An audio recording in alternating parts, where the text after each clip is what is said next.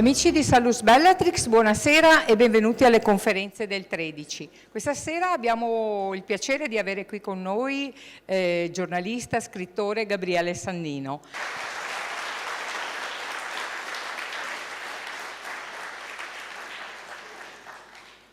Grazie Francesca. Quanto tempo ho? Quello che vuoi. Ok, bene, perfetto. Io ho degli appunti, quindi mi siedo, perché altrimenti talmente tante cose che voi sapete che insomma io me le dimentico. Ecco qua. Bene, allora, buonasera, grazie di essere venuti qua.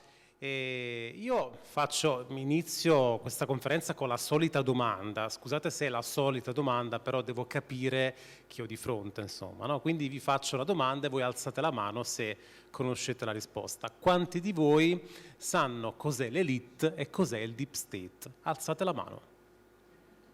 Tutti. Oh cazzo, scusate. No, vabbè, mi fa molto piacere, sono praticamente tutti. Bene, allora, ripetiamo giusto proprio due concetti base che insomma sono fondamentali per capire con cosa abbiamo a che fare, no? Allora, il discorso è questo, il discorso è che noi sappiamo benissimo che, insomma, visto che avete alzato la mano, sappiamo benissimo che nel mondo non comandano i politici che fanno le leggi, ma comanda chi presta il denaro alle nazioni. È un concetto, questo, talmente semplice che un bambino ci può arrivare, ma un adulto telecomandato no. Quindi a un bambino puoi spiegare questa cosa e il bambino ti dice sì, effettivamente è vero, insomma, comanda il papà perché papà porta i soldi a casa. Però per quanto riguarda gli adulti, molti non lo accettano, semplicemente perché cadrebbe un po' tutto il loro mondo, tutte le loro credenze, le loro ideologie politiche, loro sono fissati magari con un partito, con quel politico, cioè veramente non ce la fanno, non ce la fanno.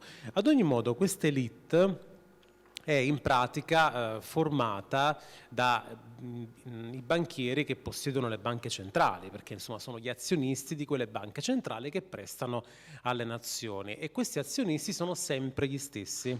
Quindi abbiamo Rothschild, Rockefeller, Warburg, DuPont, sono sempre la solita minestra. Al mondo ci sono 17-18 banche centrali, quindi fate voi. E questi praticamente hanno in pratica creato, come dico sempre, proprio un sistema di governo occulto, perché insomma quello che hanno fatto è creare un deep state, come dico io, uno stato profondo che è un insieme dei loro lacchè che prendono magari prebende, mazzette da loro che creano il denaro dal nulla e quindi gestiscono così l'intero mondo. Quando al babbano, io utilizzo questo termine babbano, cioè perché Harry Potter lo conoscete tutti, insomma, quando al babbano gli dici che non soltanto non comanda il politico, ma gli dici anche che il denaro nasce dal nulla, il babbano ti va in tilt. Perché? Perché insomma a quel punto dice mio Dio, ma allora io che sto facendo? Sto lavorando 8-10 ore come un dannato per del denaro creato dal nulla e aspetto delle leggi che non comandano neanche i politici, non li fanno neanche i politici, cioè il loro mondo crolla miseramente. Però a mio avviso bisogna crescere, quindi bisogna capire certe cose, prima le capiamo, prima forse ci svegliamo tutti in massa e magari diciamo semplicemente no. Non so se avete visto l'ultima tornata elettorale in Italia, è andata male, il referendum non si è raggiunto il quorum, molti non sono andati a votare. Io personalmente non ho votato e vi dico la verità, io non avallo più un sistema del genere dove il partito di turno è schiavo del sistema monetario / finanziario. Quindi proprio non ci voglio più andare a votare perché per me è inutile. Ci sono partiti antisistema, qualcuno può dire, partiti che stanno nascendo, sì, ok, però comunque il partito nuovo deve mettere nel suo programma che vuole uscire dalla moneta unica, che vuole creare la moneta non dal nulla e forse mi fido, scusate, forse mi fido, ma neanche perché i 5 Stelle l'avevano detto e poi hanno cambiato idea appena sono stati eletti. Quindi è proprio, io credo che votare in un sistema del genere dove alla fine non comanda, ripeto, chi va in Parlamento, ma comanda chi ti presta il denaro sia relativamente inutile, anzi togliamoci anche relativamente. Quindi ecco perché per fortuna sta per crollare tutto. Ecco perché insomma la situazione a mio avviso è veramente quella che è. Però, allora, l'elite arriva in casa di tutti tutti, vi dico la verità, col suo deep state, arriva in casa di tutti perché? Perché c'è la televisione, quindi la televisione ti racconta il mondo che vuole l'elite e quindi ecco che la TV in pratica arriva ovunque, TV, radio, giornali, perché alla fine insomma è questo poi il discorso, perché poi sono tutti organi di propaganda.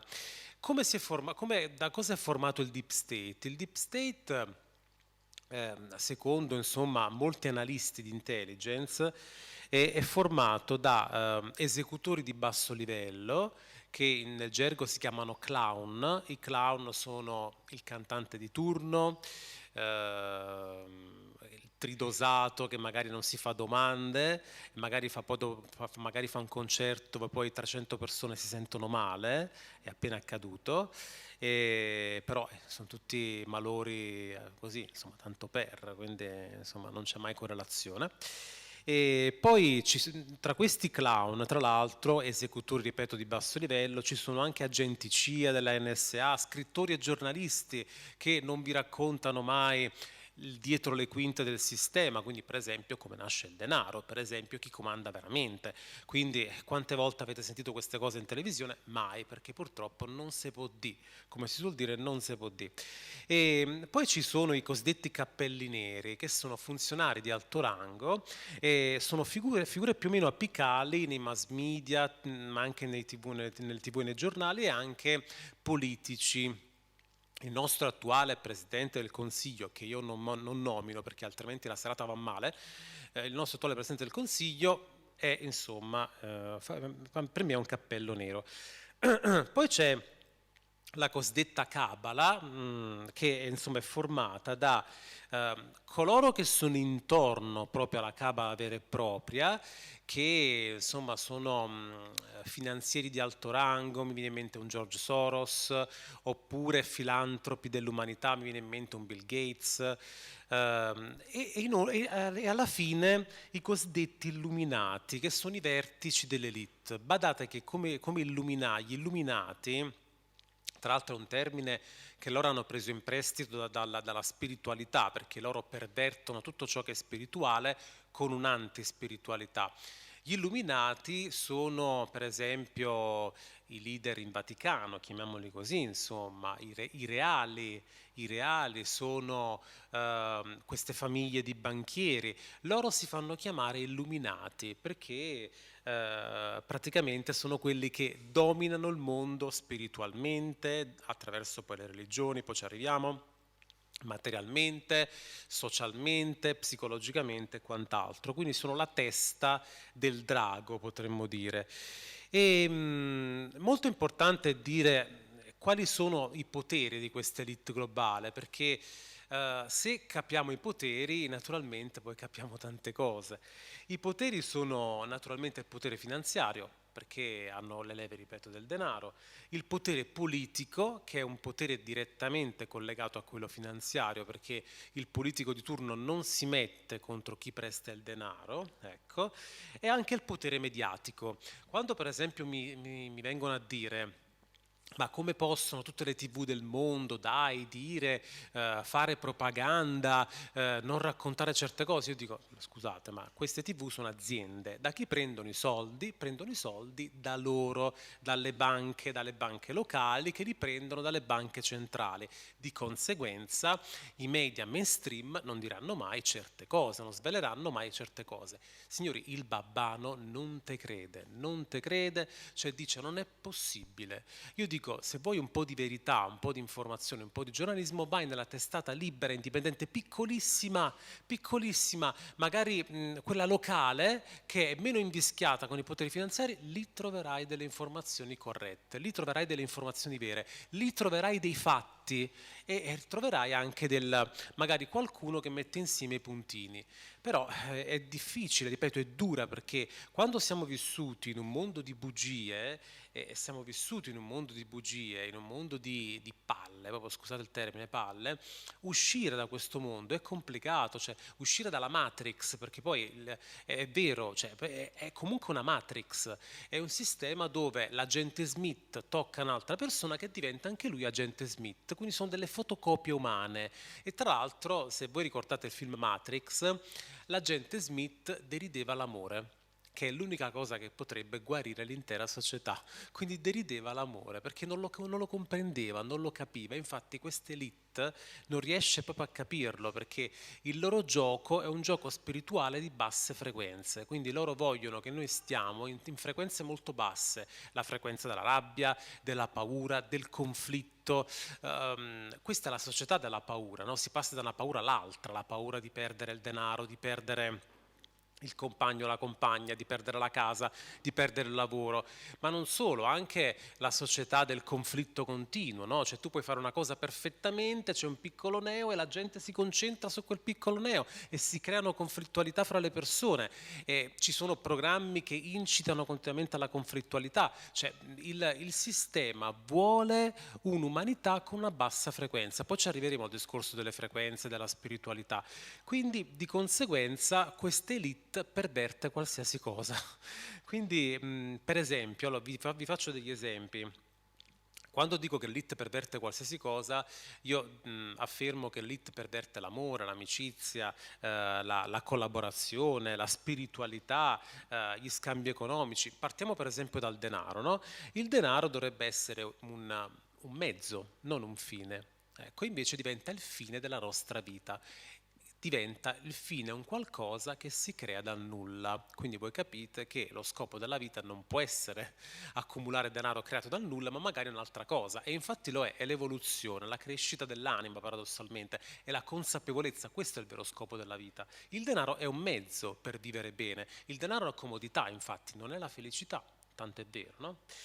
Il sesso, anche l'elite per esempio perverte anche il sesso, come dico sempre, è una magica esperienza, no? Noi siamo esseri sessuali, nasciamo grazie al sesso, però che cosa succede? Che si crea una società ipersessualizzata dove la sessualità diventa preponderante rispetto all'affettività e di conseguenza cosa abbiamo? Abbiamo una società di persone perennemente single, perennemente arrapate, perennemente sul computer a guardarsi porno, è una società insomma in cui in sostanza tu hai un'affettività che viene svuotata e si sa che quando affettività e sessualità vanno insieme le persone stanno bene, invece una società proiettata soltanto sulla sessualità sbilanciata, ecco che dopo ci sono delle conseguenze. Noi siamo passati, fateci caso, da una società repressa sessualmente a una società ipersessualizzata, non è un caso, perché in entrambi i casi fregano la gente, in entrambi i casi si è frustrati, non è un caso, perché loro vogliono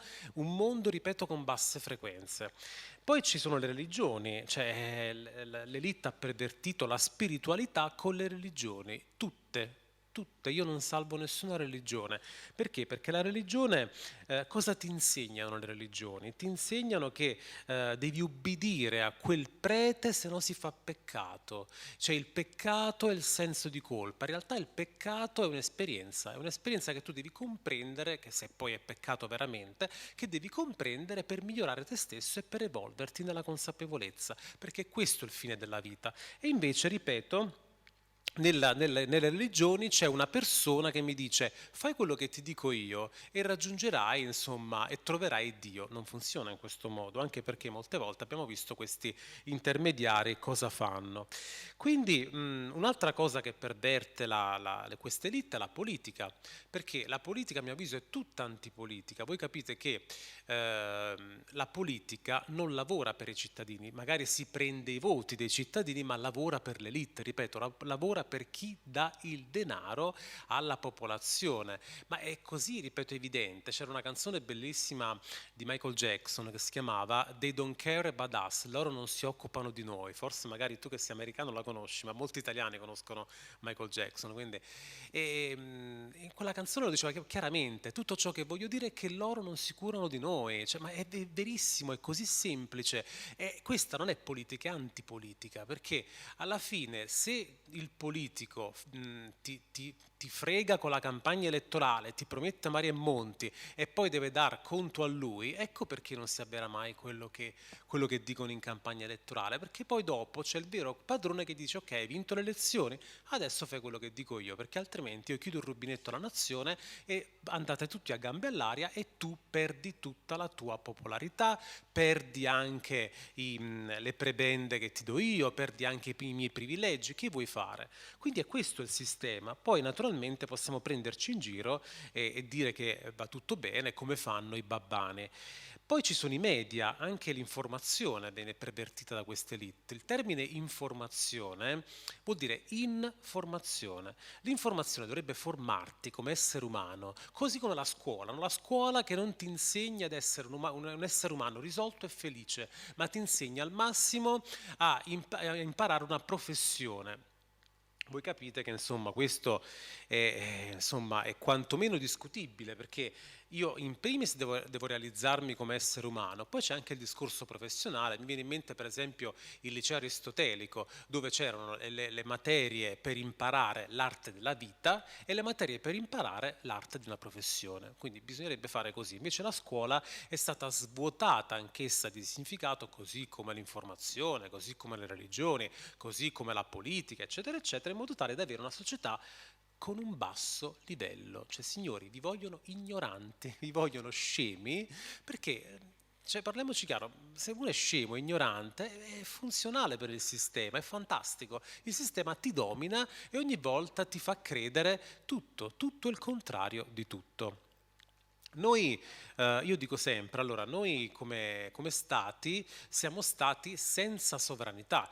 Se uno studia qualsiasi corso di diritto pubblico, io ho fatto l'esame all'Università di diritto pubblico, insomma, io sono laureato, pensate, in politica e integrazione europea e sono un anti-europeista, quindi insomma, questo per farvi capire, insomma, con chi avete a che fare stasera. No, allora, il discorso è questo, il discorso è che se uno Stato ha tre elementi fondamentali: il popolo, il territorio e la sovranità. La sovranità è l'elemento base per tenere insieme anche il popolo e il territorio. Ora, uno Stato senza la proprietà della moneta, la sovranità monetaria, senza il portafoglio, ma dove può andare? Dove va?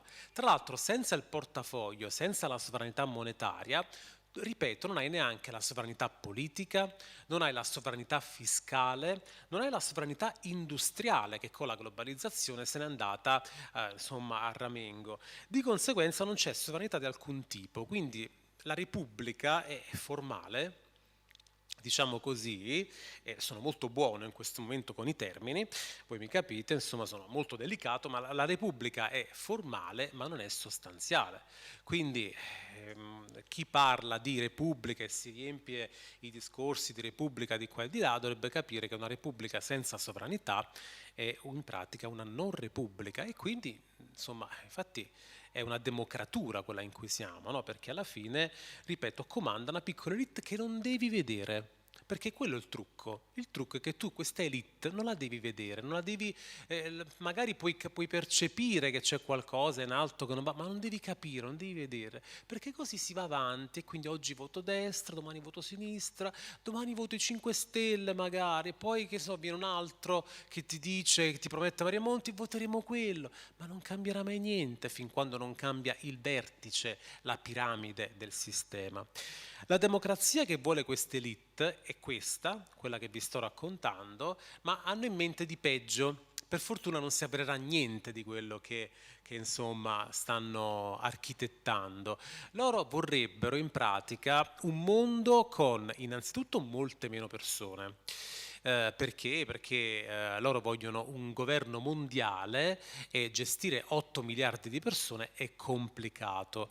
Loro vogliono in pratica un mondo con meno persone, un mondo con la tecnologia che in pratica domina tutto. Infatti la tecnologia già insomma controlla l'uomo, no? La tecnologia può fare due cose: o libera l'uomo o lo controlla in modo insomma come dire, in modo proprio dettagliato, no? Ed è quello che sta facendo la loro tecnocrazia. Inoltre vogliono denaro completamente digitale, vogliono eliminare il contante per controllare anche tutto il denaro, e quindi dire: se non fai quello che dico io non ti diamo lo stipendio, ti blocco il conto corrente e quant'altro, e Dulcis in fundo per i sopravvissuti a questo sistema vogliono anche il transumanesimo, che è in pratica l'aberrazione spirituale ultima, cioè ovvero un uomo macchina che secondo loro diventerebbe anche senza anima, perché loro sono talmente ossessionati dalla spiritualità, ecco, che vogliono combattere a tutti i costi quella che è l'intelligenza divina. Loro sono contro Dio. Purtroppo per loro Dio, l'intelligenza divina, vince sempre, la natura vince sempre, quindi hanno già perso, però loro hanno questi piani in mente che sono completamente folli e di cui magari vi dettaglierò anche delle cose che veramente sono risibili.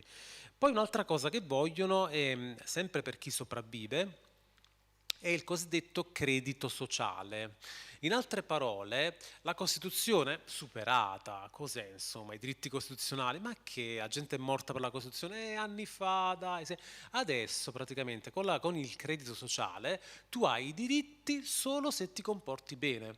Quindi in pratica se io faccio quello che vogliono loro a livello green, se io in buona sostanza dico sì a tutte le vaccinazioni del mondo, a quel punto ecco che loro ti danno quelli che sarebbero i tuoi diritti costituzionali. E per i babbani questo è fantastico, è perfetto, è giusto per il babbano. La Costituzione cos'è per il babbano? Non è niente. È giusto perché se ti comporti bene, insomma, siamo arrivati a questo punto. Loro convincono anche le persone che questa schifezza è anche giusta, che il credito sociale è giusto, che insomma il transumanesimo che magari in futuro è anche giusto, quindi loro con la loro propaganda possono veramente convincerti di qualsiasi cosa, così come hanno convinto le persone a farsi dei sieri sperimentali igienici che sapete che effetto stanno creando.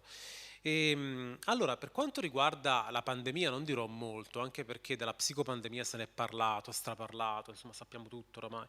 Vi dico però questo: crisi pandemica e crisi energetica, signori, è tutto collegato, è la stessa guerra. Innanzitutto Tony Capuozzo, lo conoscete tutti, no? Tony Capuozzo l'altro giorno ha scritto un post, ha scritto pandemia, crisi economica, guerra, ma volete capire che è una guerra contro di voi alla fine, tutta sta roba, cioè insomma volete capire che cioè, proprio loro ce l'hanno con voi e niente, avranno visto i complottari, avranno visto quella, ma i babbani naturalmente vedono e passano al TG5, quindi naturalmente non dicono, sono addetto il TG5, sono addetto Mentana, non esiste. E allora per quanto riguarda crisi pandemica ed energetica è tutto collegato, perché? Perché la crisi pandemica è servita per il loro colpo di stato globale.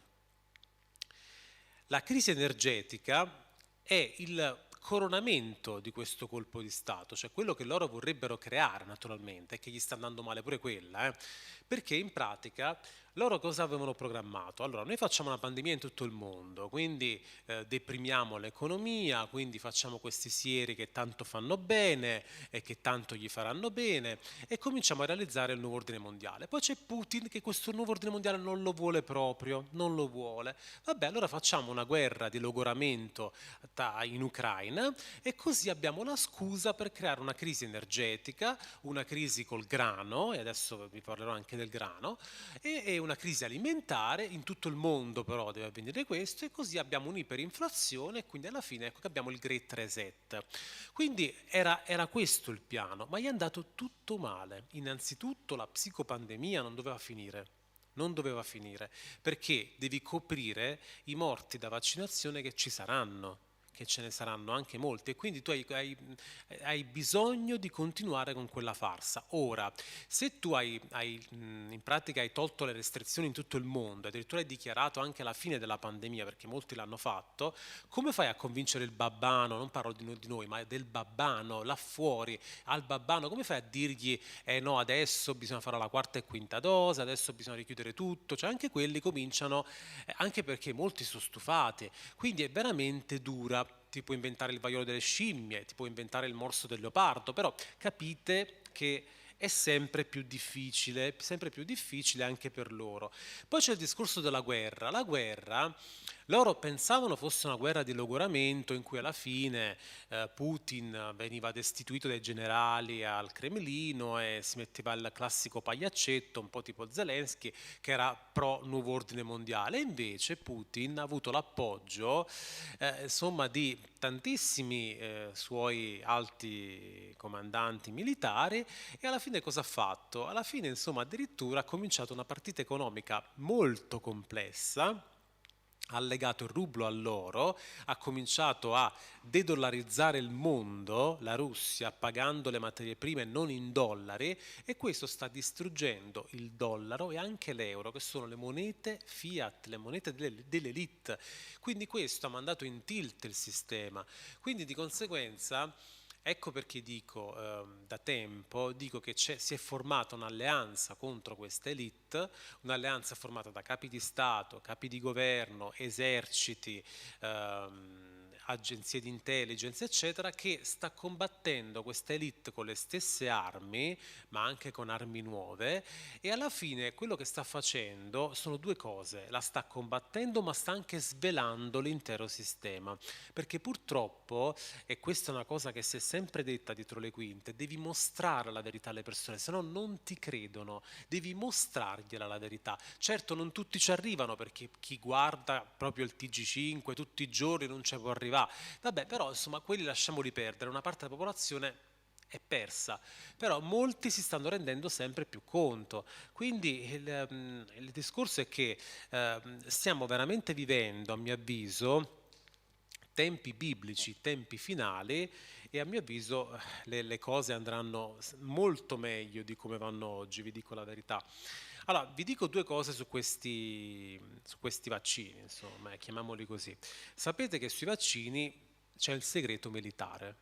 Ecco, sapete, no? C'è il segreto militare. C'è un avvocato che si chiama Enzo Iapichino, che è uno dei 5 legali che hanno chiesto di accedere alle relazioni sulla sicurezza dei vaccini di Pfizer, Moderna, AstraZeneca, Johnson Johnson, per conto di alcune associazioni, e si è sentito rispondere dall'EMA, dall'Agenzia Europea dei farmaci, che i vaccini sono un segreto militare. Ma come? La gente ha firmato il consenso e poi il vaccino è un segreto militare? Capite che siamo a dei livelli veramente che poi uno dice: allora sono armi biologiche, visto che sono segreti militari, sono armi biologiche? No, naturalmente poi sei complottaro, sei complottista, però cioè, le domande scomode loro non le vogliono ascoltare, loro sanno soltanto giudicarti con l'etichetta mentale, ma non ti rispondono alla domanda, perché sono, ripeto, sono dei propagandisti e non degli informatori.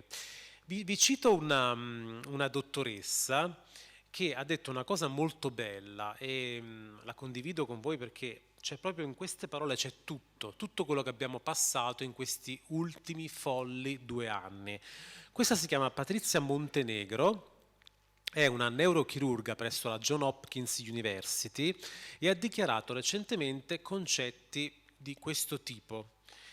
Lei ha detto: tra tutti i vaccini che ho visto in vita mia, difterite, tetano, pertosse, morbillo, rosolia, parotite, eccetera, non ho mai visto un vaccino che mi costringa al distanziamento sociale e ad indossare una mascherina, così come di un vaccino che diffonda il virus dopo la stessa vaccinazione. Non avevo mai sentito parlare di ricompense, sconti e incentivi per vaccinarsi, o discriminazioni per coloro che non l'hanno fatto. Non ho mai visto un vaccino che abbia minacciato le relazioni tra familiari, colleghi, amici. Non ho mai visto un vaccino usato per minacciare i mezzi di sussistenza, il lavoro o la scuola. Non ho mai visto un vaccino che permettesse a un sedicenne di ignorare il consenso dei genitori. È un vaccino potente questo, peccato che faccia tutto fuorché immunizzare. Quindi voi capite che insomma ha detto tutto, no? Poi ha detto anche un'altra cosa, ha detto: se abbiamo ancora bisogno di un'iniezione di richiamo dopo essere stati completamente vaccinati e dobbiamo ancora ottenere un test negativo dopo essere stati completamente vaccinati e dobbiamo ancora indossare una maschera dopo essere stati completamente vaccinati e dobbiamo ancora essere ricoverati in ospedale dopo essere stati completamente vaccinati, probabilmente arriverà il momento di ammettere tutti che siamo stati completamente ingannati. A mio avviso queste parole sono di assoluto buonsenso, però a chi le va a di? Se le va a di là fuori non ti ascoltano neanche. Badate, io ho anche dei familiari, insomma anche una famiglia naturalmente, io noto che quando comincio a parlare di certi argomenti, loro cambiano stanza, ma questo capita anche con amici, cambiano stanza, cioè cambiano, se magari parlano con te, cioè se tu dai un input, qualcosa, cambiano stanza, molto elegantemente se ne vanno e cambiano habitat, diciamo così. Quindi proprio gente che non vuole sentire, proprio non vuole sentire la verità, vuole rimanere nella Matrix a tutti i costi e uno deve rispettare la loro scelta, perché voglio dire, se vuoi farti tutte le dosi del mondo e se vuoi credere a questi criminali e non vuoi vedere le contraddizioni di questi criminali, la vita è tua. A un certo punto bisogna anche ragionare in questo modo. Io dico però che questo Green Pass noi non dobbiamo mai dimenticarcelo, signori, perché il Green Pass è l'anticipo di quello che è il credito sociale che loro vorrebbero imporre, perché un Green Pass che non serve a niente, che è antiscientifico, antieconomico, che stava a simboleggiare il Green Pass, che io dopo 3 dosi posso prendermi il Covid e infettare tutti, stava a simboleggiare il nulla cosmico, no? Quindi il Green Pass che ha preso il posto dei diritti costituzionali e che non vale niente, una cippa, perché è tutta una finzione naturalmente, no? Quindi questo non deve mai essere dimenticato, cioè chi ha ancora testa non deve mai dimenticare quello che è accaduto, perché siccome c'è gente là fuori che la testa non ce l'ha e che basta che tu li spaventi un pochettino come le pecorelle e loro non si fanno più domande, noi dobbiamo essere diversi. Noi più lucidi dobbiamo essere diversi, perché qui serve urgentemente lucidità, perché purtroppo la società della paura è questa. Loro dominano da sempre le persone con la paura e di conseguenza si comportano in questo modo. Allora vi dico questo, non so se avete visto, torniamo al discorso della guerra, tanto è tutt'uno come vi ho spiegato, no? Non so se avete visto che in questi giorni si è parlato di blocco del grano, ne avete sentito parlare, no? Cioè blocco del grano e qualcuno si stava sfregando le mani in Italia, oddio finalmente la crisi alimentare, dai che facciamo il Great Reset, cioè non faccio nomi però insomma avete capito insomma di chi parlo, no? Quindi cioè, l'uomo che dalle crisi insomma l'uomo che è tutta una crisi. Allora, ma non solo lui, l'intero sistema. Ad ogni modo, i media dell'elite ci hanno detto che i russi cattivoni stanno bloccando il grano ucraino perché vogliono affamare l'Africa, il mondo intero, perché sono cattivi, cattivissimi, capite? E naturalmente siamo alla solita propaganda emotiva. Allora, qual è la verità al netto della propaganda? Perché bisogna un attimino fare 1+1, mettere insieme i puntini come al solito, no? Allora, è vero che i due paesi, Russia e Ucraina, producono il 30% del grano mondiale. È vero che la via marittima del Mar Nero è molto importante per i commerci del grano, però la Russia non sta boicottando se stessa, le sue esportazioni di grano vanno alla grande. Quindi non è che l'Ucraina blocca il mondo, cioè anche perché noi il grano lo prendevamo dal Canada, poi improvvisamente l'Ucraina blocca l'intero mondo, c'è qualcosa che non va. Qual è la verità, insomma? È che a chi giova tutto questo? Qui prodest, la domanda è sempre questa. Ci sono al mondo poche multinazionali che gestiscono i cereali a livello mondiale. E qui la verità. Cosa fanno queste multinazionali? Approfittano di questi incidenti dell'Ucraina, che è il granaio d'Europa, tra virgolette, per speculare, per aumentare i prezzi. Quindi ti bloccano la produzione, si inventano qualsiasi cosa, perché così il prezzo aumenta e loro guadagnano cifre stratosferiche. Quali sono queste multinazionali? Allora abbiamo la Daniels Midland, che è degli Stati Uniti, non russa, non ucraina, la Bunge, che è degli Stati Uniti, la Cargill, che è degli Stati Uniti, e la Louis Dreyfus Commodities, che è dei Paesi Bassi. I distributori del grano invece quali sono? Non i produttori, i distributori. Sono Walmart, Schwarz Group, Carrefour, Nestlé e tra un po' anche Amazon. Quindi queste sono speculazioni di multinazionali che fanno cartelli tra di loro e dicono: come possiamo fottere la gente in questo modo, magari aumentiamo a dismisura il prezzo del grano che ce lo paga, inventiamoci queste cose. Voi capite che insomma è molto semplice quando con la globalizzazione poche multinazionali controllano la fonte, tutto, perché questa è la globalizzazione.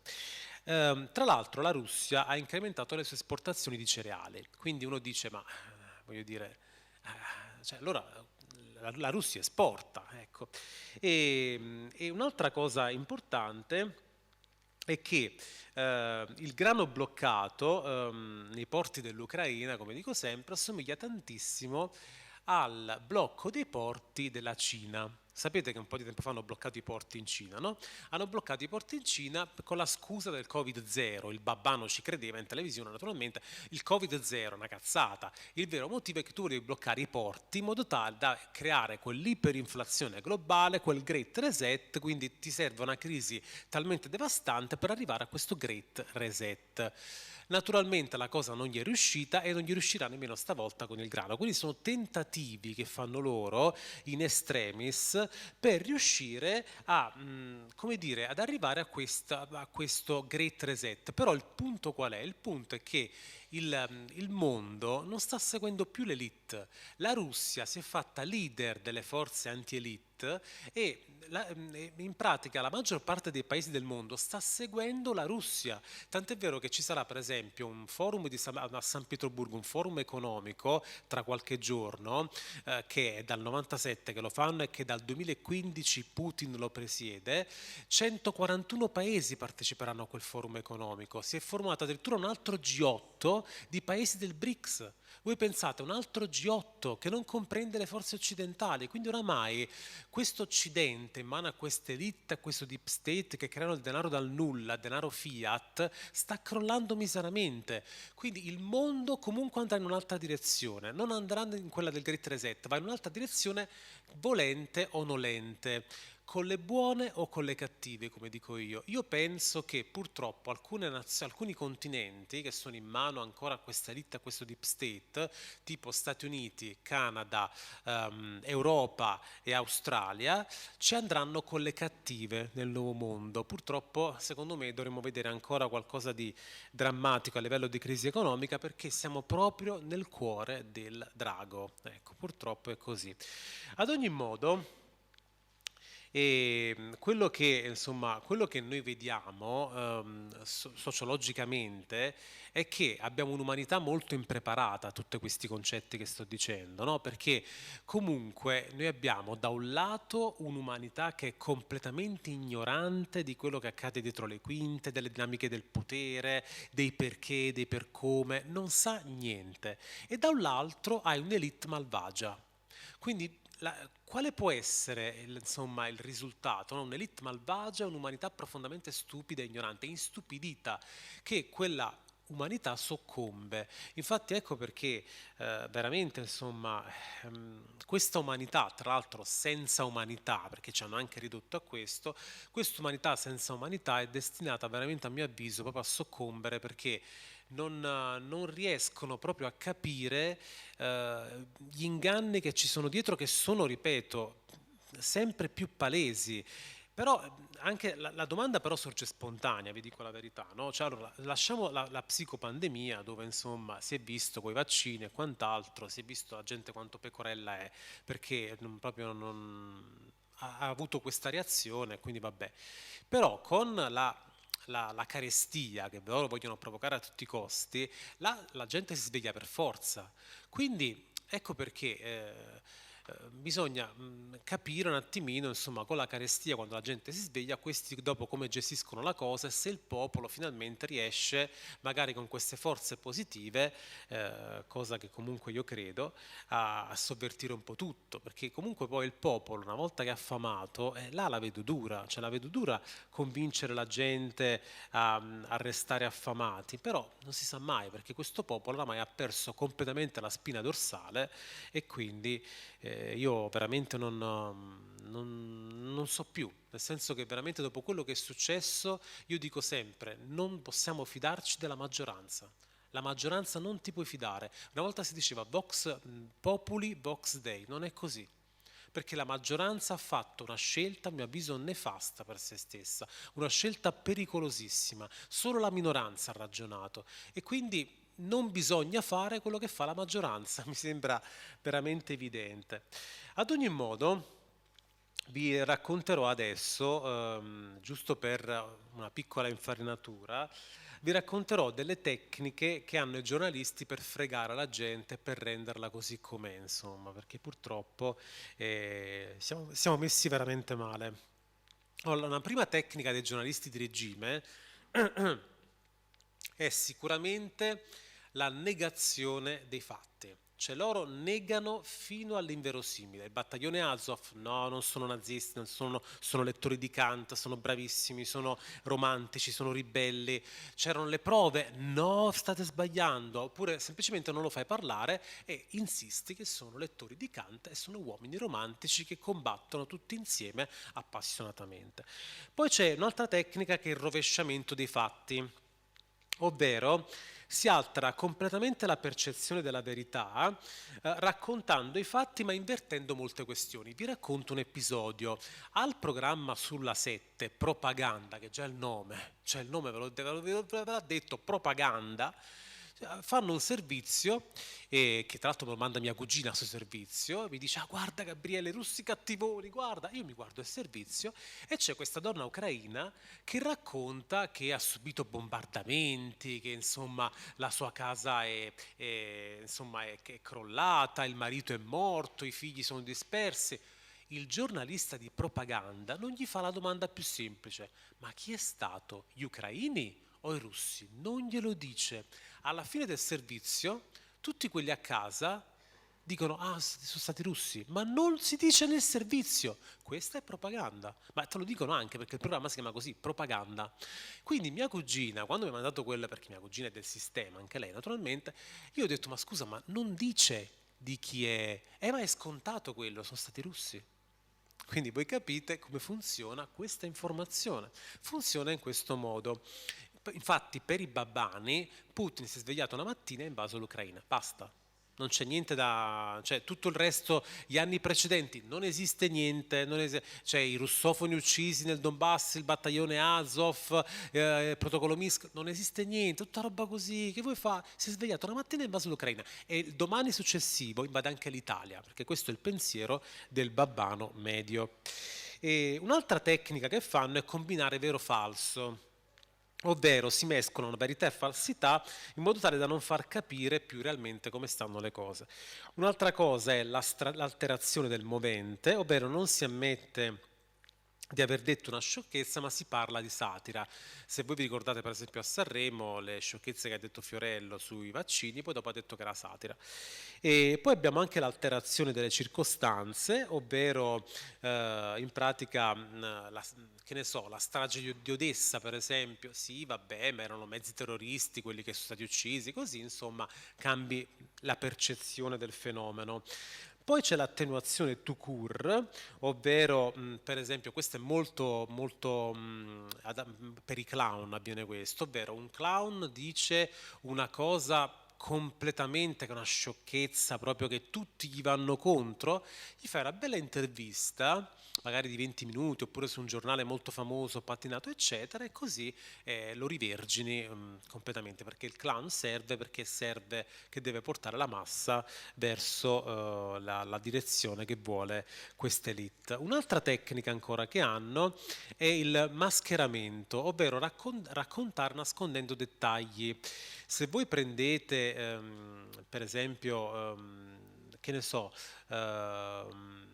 prendiamo sempre il battaglione Azov, esatto, il battaglione Azov trucidava i russofoni dal 2014, no, però questa cosa è stata nascosta.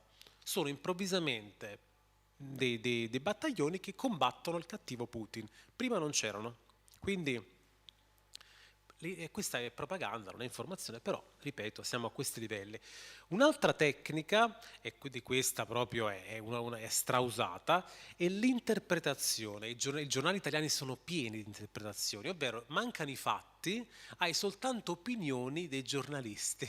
Quello dice, ma aspetta, allora mi hai riempito di opinioni, ma il fatto qual è? Che mi stai raccontando? Non si sa, quindi il fatto è una cosa che, insomma, un'altra cosa che fanno è la generalizzazione, ovvero deresponsabilizzare chi vogliono loro, e infine la deduzione, ovvero dedurre dalla loro idea propagandistica. Quindi ecco come fregano praticamente le persone, perché manca completamente l'onestà intellettuale. Quando manca questa, però il punto, sapete qual è? Il punto è che quando tu costruisci un castello di bugie, come fanno i mass media, a un certo punto ti crolla tutto addosso, no?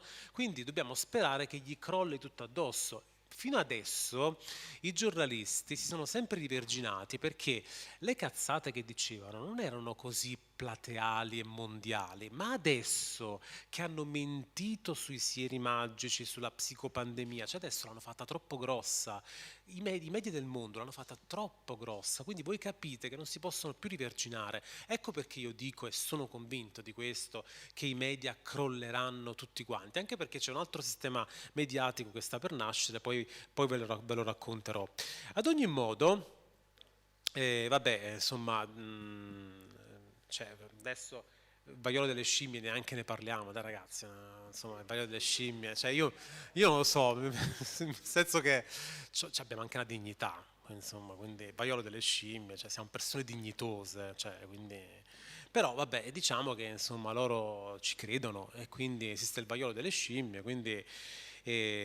allora, quello che è bene dire invece, saltiamo completamente questo argomento, quello che è bene dire è che questi signori, parlo di, insomma, di gente in TV, in politica, ma non soltanto, anche purtroppo il nostro vicino di casa è il nostro medico curante che poi non ha mai curato perché dispensava farmaci delle multinazionali.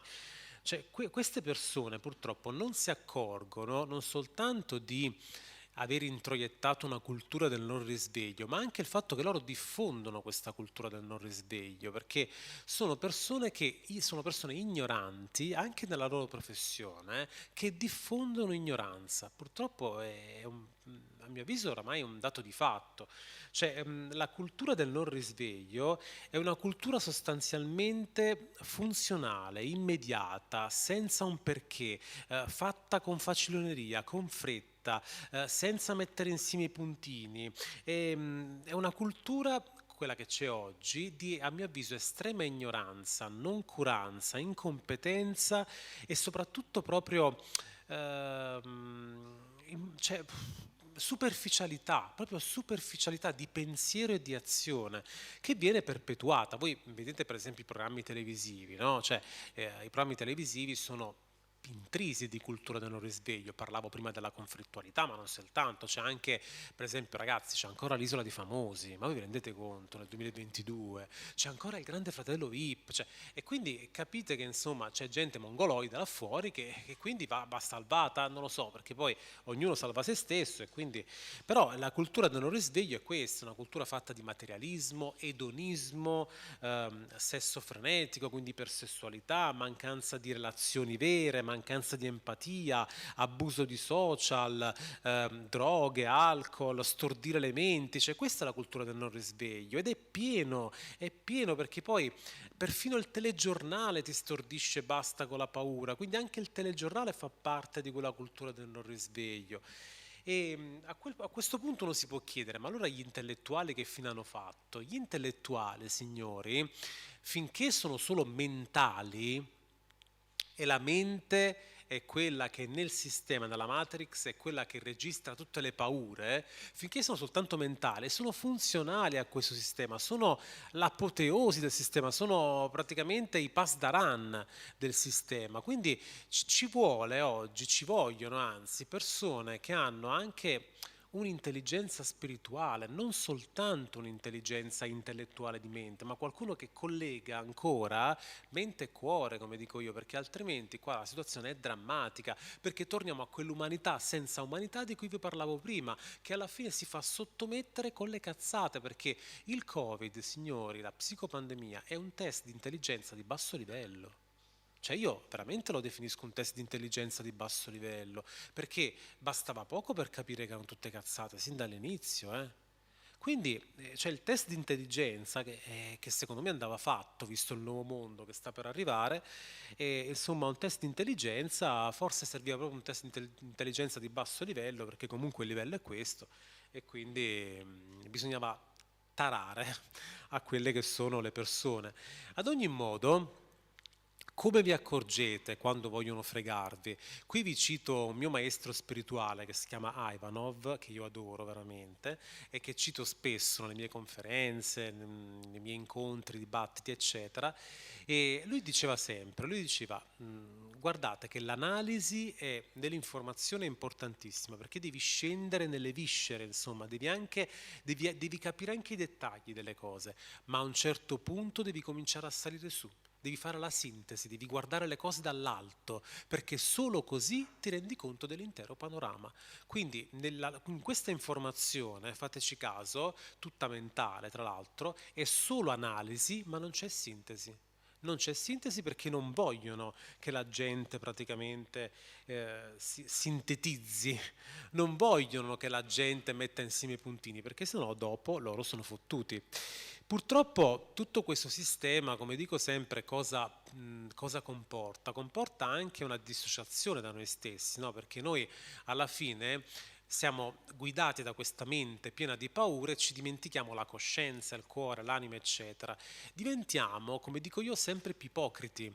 Cioè l'ipocrisia è un atteggiamento, un comportamento singolo o collettivo, e oggi siamo all'ipocrisia collettiva di massa, di un'umanità che crede di possedere credenze, opinioni, virtù, ideali, sentimenti, eccetera, ma non possiede niente di tutto questo perché è telecomandata, perché è dirottata. Cioè voi credete veramente che viviamo in una società di amore collettivo? L'amore collettivo è l'unica cosa che potrebbe far guarire il mondo, l'amore fa guarire, ma l'amore come stato dell'essere, non l'amore di coppia, perché l'amore di coppia fa parte dell'amore. Quindi veramente crediamo che là fuori ci sia amore collettivo? No, c'è un mondo in cui io sono contro di te. Quindi purtroppo poi questo mondo si riempie anche di amore, si riempie anche della parola amore, scusate, e di conseguenza ti fa credere anche che sia il migliore dei mondi possibili. Quindi è un mondo ipocrita in cui la stupidità va di moda, come dico sempre, e va di moda questa intelligenza senza saggezza, perché è proprio quello che c'è là fuori, un'intelligenza mentale, persone magari plurilaureate. Io poi dico sempre, più sei laureato, più sei programmato dal sistema. Quindi plurilaureate che non capiscono un cazzo, che sto test di intelligenza proprio vorrebbero fare 10 dosi, quindi voi capite a che livello siamo, insomma. Quindi purtroppo siamo davanti a questo dramma, però insomma evidentemente dobbiamo passarci per tutto questo. Allora, venendo alla guerra in corso, scusate, venendo alla guerra in corso, vi ho detto prima che c'è un'elite e che c'è anche un'alleanza che sta combattendo questa elite.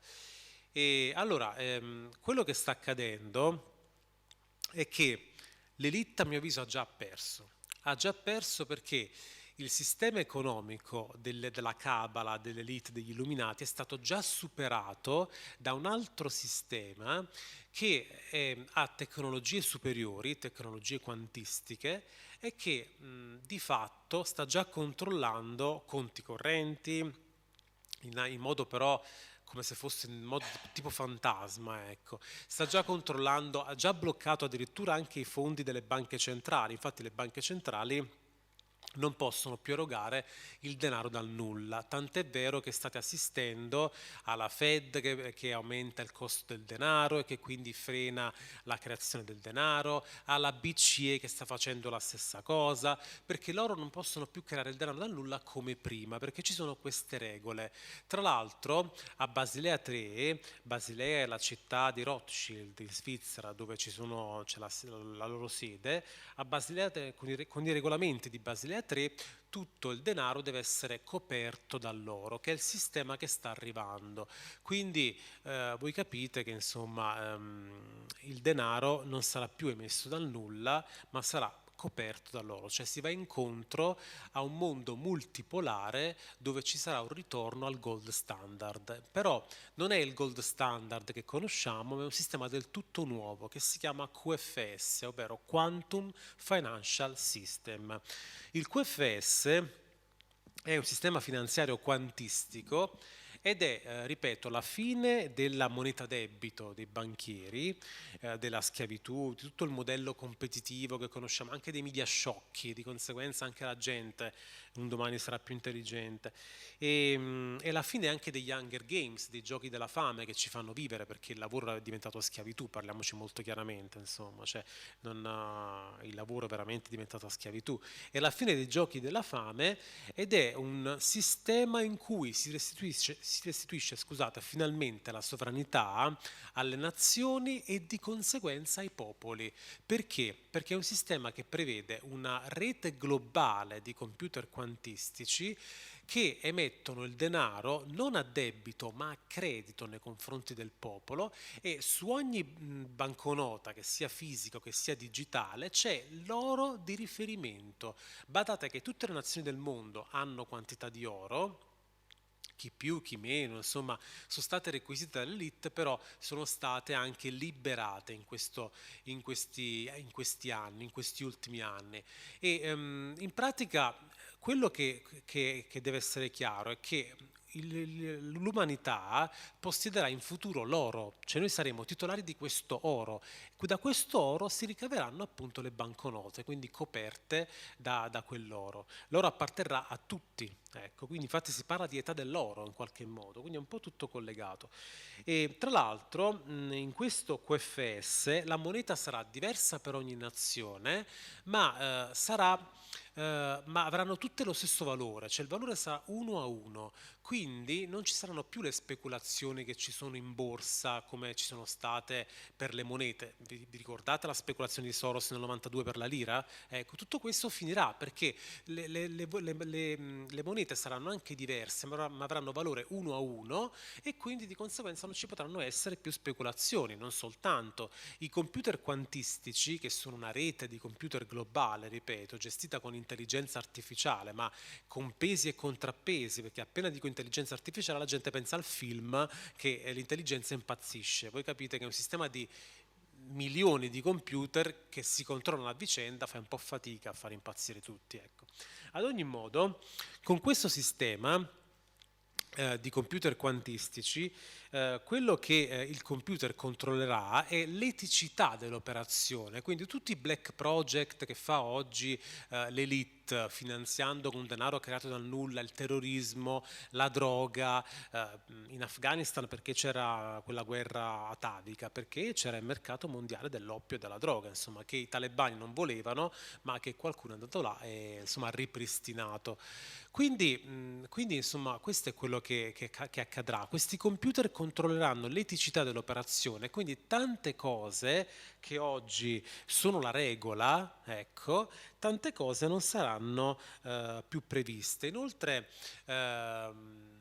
badate questo, cioè, so che molti ce l'hanno col reddito di cittadinanza, infatti questo reddito è insomma un qualcosa che insomma, è aleatorio, è sbilanciato, ma un domani non ci sarà più naturalmente quello, ma ci sarà per tutti gli esseri umani un reddito minimo di esistenza, perché se il denaro è nostro, l'oro e di conseguenza il denaro è nostro, tutti avranno un reddito per le necessità primarie e poi magari uno vorrà lavorare e avere anche dei redditi da lavoro, e questo a mio avviso a me sembra giusto, perché voglio dire, in un mondo in cui il denaro è un debito e appartiene appartiene a loro, devi guadagnarti anche insomma, l'euro per la pagnotta di pane. Invece se il denaro appartiene a noi, tutti devono avere quel minimo, tutti. Poi si parte da lì e uno magari col merito, col lavoro eccetera può naturalmente avere altri redditi. Il QFS, vi dico la verità, non prevede criptovalute. Ogni volta che dico sta cosa, insomma, mi attaccano continuamente, mi dicono ma allora il Bitcoin, ragazzi, il Bitcoin sta crollando, insomma, quindi poi uno può comprarsi tutte le cripto che vuole. Le criptovalute sono un qualcosa, molte, non tutte, ma molte vengono create dal nulla, sono roba dell'elite, di conseguenza non saranno previste, saranno rimborsate. Questo non so rispondere, però pare che alcune siano comunque collegate all'oro dell'alleanza, quindi magari quelle vengono rimborsate, però la maggior parte a mio avviso no. Un'altra cosa è che il QFS si basa su satelliti orbitanti che ci sono già, che controllano questi computer quantistici, quindi è proprio una tecnologia tutta nuova. Tra l'altro questi satelliti, scusate, questi satelliti orbitanti, ecco, non mi veniva il questi satelliti. Questi satelliti orbitanti gestiranno anche la nuova TV, potremmo dire, il nuovo internet quantistico. Quindi in futuro avremo TV e internet che saranno un'unica cosa con tecnologie quantistiche. Quindi sta arrivando tutto un mondo quantistico, infatti si parla di seconda rivoluzione quantistica, che in qualche modo a mio avviso ci rivoluzionerà completamente la vita, anche perché vi dico questo, l'elite tiene nascosta un sacco di brevetti che potrebbero eliminare i monopoli che ci sono oggi in tutti i campi, dalla produzione di quel prodotto all'energia, per esempio la free energy di Tesla è qualcosa che loro hanno secretato, insomma. Quando finalmente il denaro apparterrà ai popoli, tutti questi brevetti verranno desecretati, a quel punto l'umanità cambierà da così a così. Proprio completamente. Ecco perché dico il nostro principale problema è risolvere quella questione del denaro. Una volta risolta quella, tutto cambia per davvero, perché cambia la proprietà del mondo, cambia a chi appartiene il mondo, cioè adesso il mondo appartiene a loro, un domani tornerà ad appartenere a noi e quindi di conseguenza ci sarà veramente, a mio avviso, ripeto, una rivoluzione. Altre tecnologie legate al QFS, allora diciamo che le tecnologie, vabbè, adesso vi faccio un po' di nomi, però non serve, magari fate delle ricerche. C'è una tecnologia che si chiama Distribute Ledger, che è una tecnologia per cui si elimina la supervisione della banca. Le banche in futuro non esisteranno neanche più, perché le banche adesso creano il denaro dal nulla o lo moltiplicano dal nulla come fanno le banche locali, ma in futuro le banche custodiranno soltanto il nostro denaro che verrà creato dai computer quantistici e pian piano le banche scompariranno. Quindi sembra incredibile, ma le banche che oggi governano il mondo scompariranno. Un'altra cosa è che vabbè, i conti correnti li gestiremo in home banking, tutti. Insomma, ci saranno anche dei centri per cui uno potrà andare a controllare il suo conto QFS, centri in cui ci saranno informazioni su tutto quello che sono le informazioni del nuovo sistema economico e quant'altro.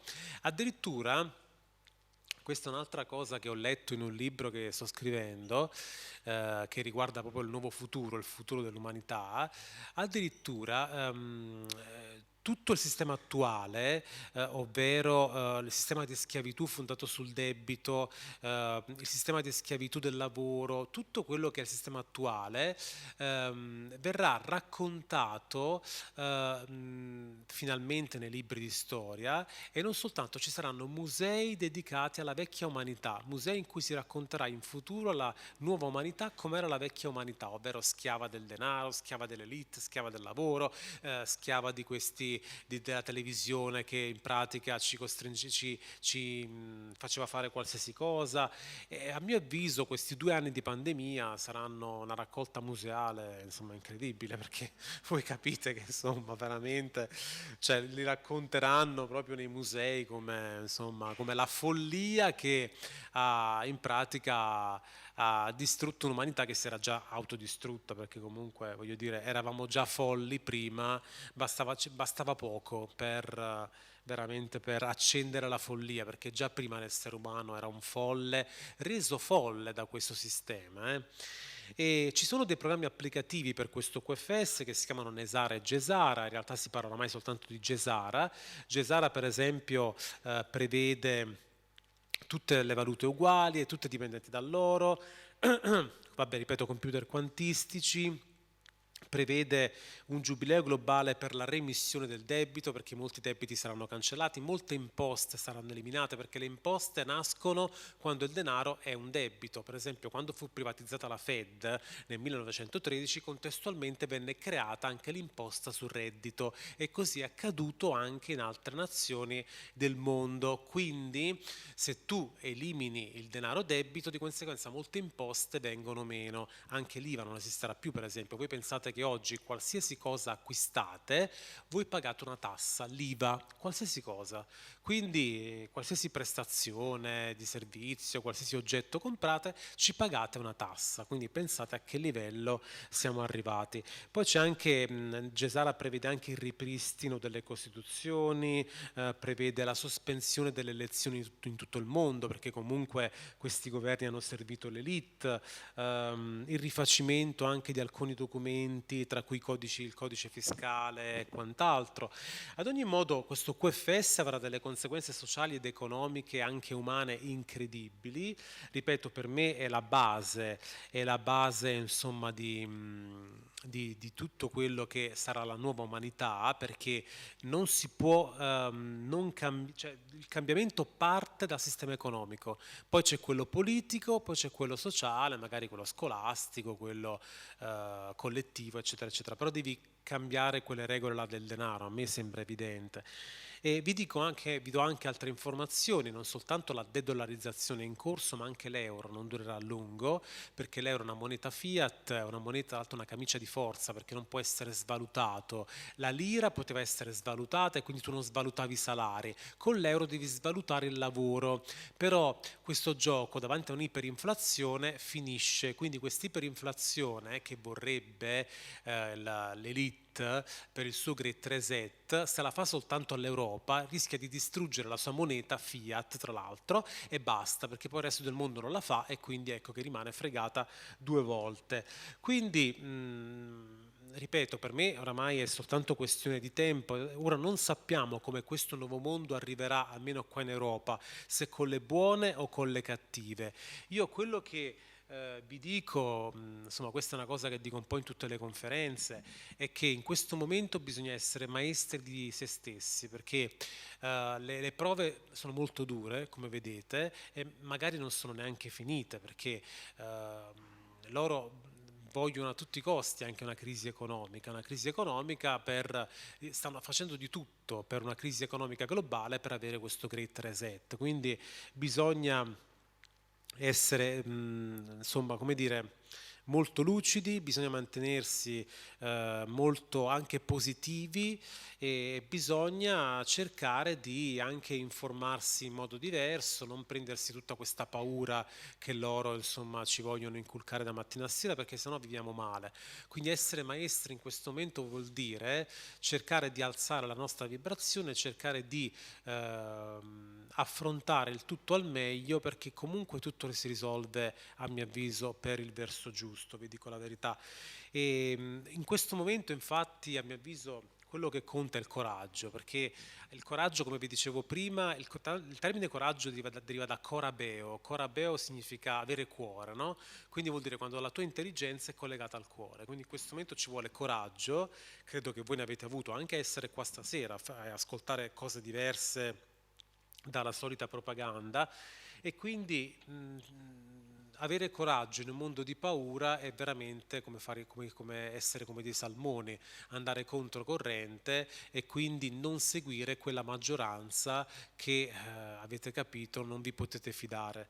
E quindi quello che bisogna fare, a mio avviso, è proprio sviluppare un'intelligenza del cuore. Quello è fondamentale, perché poi in questo momento, voi sapete, cioè, o meglio, molti sanno, questa è anche una prova spirituale, non è soltanto una prova materiale, cioè, perché il nuovo mondo che sta per arrivare è un mondo con vibrazioni più alte. Di conseguenza, Se uno rimane basso, se uno rimane nella paura, fa quello che vuole il sistema e alla fine soccombe. Infatti è tutto straordinariamente collegato e soprattutto è tutto straordinariamente, come dire, preciso nel disegno, perché molti maestri spirituali, molti medium, esoteristi, tutti dicono che il pianeta sta facendo un salto quantico. Che cos'è il salto quantico? Cioè, questo è un concetto che può sembrare una cosa astrusa, in realtà è un concetto molto astronomico anche tra l'altro. Cioè, il pianeta, insieme anche al sistema solare, non solo, sta attraversando una zona vicina al centro galattico dove riceve molta energia. Di conseguenza sta arrivando molta energia attraverso il Sole e questa energia risveglia le coscienze, risveglia tutto, perché tutto è luce, tutto è energia. Sembra una cosa incredibile, ma in realtà è così. Il risveglio è anche una cosa fisica, astronomica. Di conseguenza il salto quantico è un cambiamento di coscienza del pianeta, ma anche delle persone. Voi vedete, insomma, c'è un cambiamento della coscienza che non c'è mai stato, insomma, perché prima comunque la gente più o meno era tutta lì. Adesso invece abbiamo due gruppi completamente, due gruppi che non riescono più a parlarsi. Sì, magari adesso si riparlano perché è finita la psicopandemia, ma su quella cosa là hanno ancora frequenze diverse, ce l'avranno per sempre, e su tanti altri argomenti, anche sulla guerra, eccetera, eccetera. Quindi c'è veramente un risveglio di questa umanità e tra l'altro si parla del cosiddetto evento. Che cos'è l'evento? L'evento è come dire, come se fosse potremmo dire un lampo solare, cioè Giuliana Conforto lo saprebbe spiegare meglio di me, è come se fosse una sorta di cambiamento solare drastico per cui il Sole emette talmente tanta energia che il pianeta cambia frequenza, di conseguenza raggiunge una frequenza più elevata e tu ci puoi stare soltanto se hai quella frequenza più elevata. Voi pensate a quelle persone che vivono nella paura, se si trovano un mondo dove non c'è più paura, questi impazziscono perché loro hanno quella vibrazione, loro vogliono avere quella vibrazione, vogliono stare in quella vibrazione. Per cui ecco che siamo a un cambiamento epocale, i maestri dicono insomma che questo è un periodo di selezione dell'umanità, vi dico proprio sinceramente, infatti per me è stata fatta con la psicopandemia, anche se ci sono anche anche per chi si è vaccinato ci sono delle cose che si possono ancora fare per evitare, insomma, perché c'è ancora opportunità insomma, di liberarsi da quel veleno, però comunque non ti hanno ascoltato prima, non ti ascolteranno neanche adesso. Quindi il discorso è che l'evento, tra virgolette, dovrebbe essere un evento solare che cambierà per sempre la frequenza a cui vibra questo pianeta, di conseguenza una frequenza più alta e tu per stare su questo pianeta devi avere una frequenza più alta. E, molti maestri dicono che quando si verificherà questo evento le persone saranno confuse, saranno un po' confuse, cercheranno di capire cosa è successo e a quel punto si dice che insomma siccome la frequenza è cambiata, forze benevolenti prenderanno il controllo di tutto. Forse perché insomma la frequenza è cambiata, quindi di conseguenza non domina più la paura come adesso, basse vibrazioni, ma ripeto, frequenze più alte.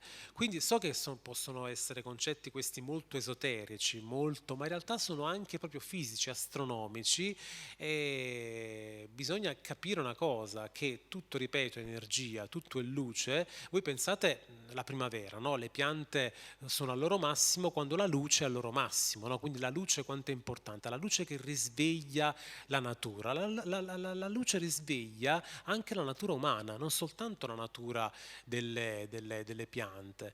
Quindi questa energia che sta arrivando in tutte le stagioni, tra l'altro arriva, sta provocando questo risveglio. Quindi il futuro, a mio avviso, ripeto, è un futuro molto bello, però anche un futuro che per arrivarci c'è un sentiero stretto, una porta stretta, come insomma dicevano un po' tanti tanti maestri, in qualche modo il sentiero è stretto e se tu segui la maggioranza, ecco che ti ritrovi, a mio avviso, veramente a gambe all'aria. Quindi quello che bisogna fare è, ecco perché mantenersi saldi, mantenersi lucidi, consapevoli e fare un percorso che per la serie io faccio questo percorso, al di là di quello che mi dicono di fare. Detto questo, io insomma ho superato anche abbondantemente l'ora, quindi mi taccio, se volete farmi delle domande fatemele pure. Grazie.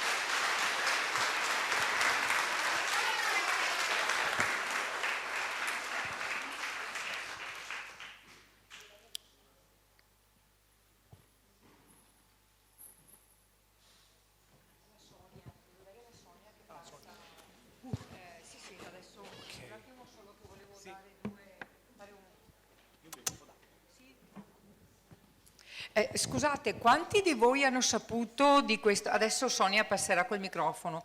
Quanti di voi hanno saputo dell'evento tramite il nostro canale Telegram? Ecco, invito anche tutti gli altri, c'è un QR code per iscriversi, perché io spero che succederanno a breve queste bellissime cose di cui ci ha raccontato Gabriele, però può essere anche che noi ci dobbiamo preparare di nuovo per quest'autunno e quindi cerchiamo un po' di restringere il campo di informazione, di andare in meno posti possibili e essere pronti ad avere un canale unico. Certo, è ovvio che è controllato anche quello perché controllano tutto, però più siamo concentrati lì per le informazioni e meno riusciamo a farlo girare per altre chat. Volevo ricordarvi un incontro importante domenica 19 giugno, lo abbiamo organizzato qui a Vittorio Veneto, San Giacomo Parco Dan, non so chi di voi lo conosce, dalle 15 alle 23 saremo lì al parco. Sarà una festa, abbiamo voluto preparare una festa, l'abbiamo anche chiamato questo evento e la verità ci renderà liberi. Saranno con noi tanti nostri relatori che sono già stati da noi, da Francesco Amodeo alla dottoressa Beccarelli, a Pecchioli che ha appena scritto quel libro su Soros, tornerà con noi la Mereu, ma ce ne saranno anche molti altri. Porteremo il pranzo al sacco perché una copertina, un materassino, portarsi da mangiare e bere anche da condividere. Faremo come abbiamo fatto tutto quest'inverno con gli aperitivi disubbidienti. E il finale di serata sarà meraviglioso perché avremo Gianluca, Nani e Angela che ci dedicheranno il bagno di gong planetari, quindi arriveranno con dei gong enormi e potremo tutti beneficiare di queste stupende vibrazioni sull'erba. Passiamo adesso alle domande.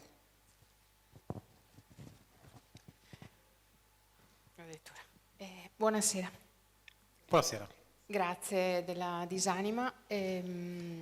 Non ho capito chi ha strutturato questo QFS nuovo.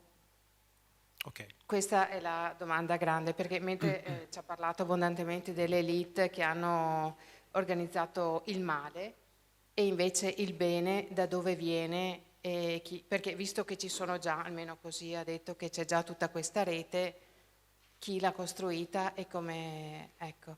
E certo. Io sapevo poi che c'erano invece 3 giorni di buio, questa era la grande profezia, ecco, e che quindi dovevamo prepararci al fatto della mancanza di cibo, acqua, eccetera, ed era down, quindi al buio, per risorgere nuovamente, insomma. Poi, non so, sono contenta che invece ci sia la luce, adesso è da capire l'informazione, insomma.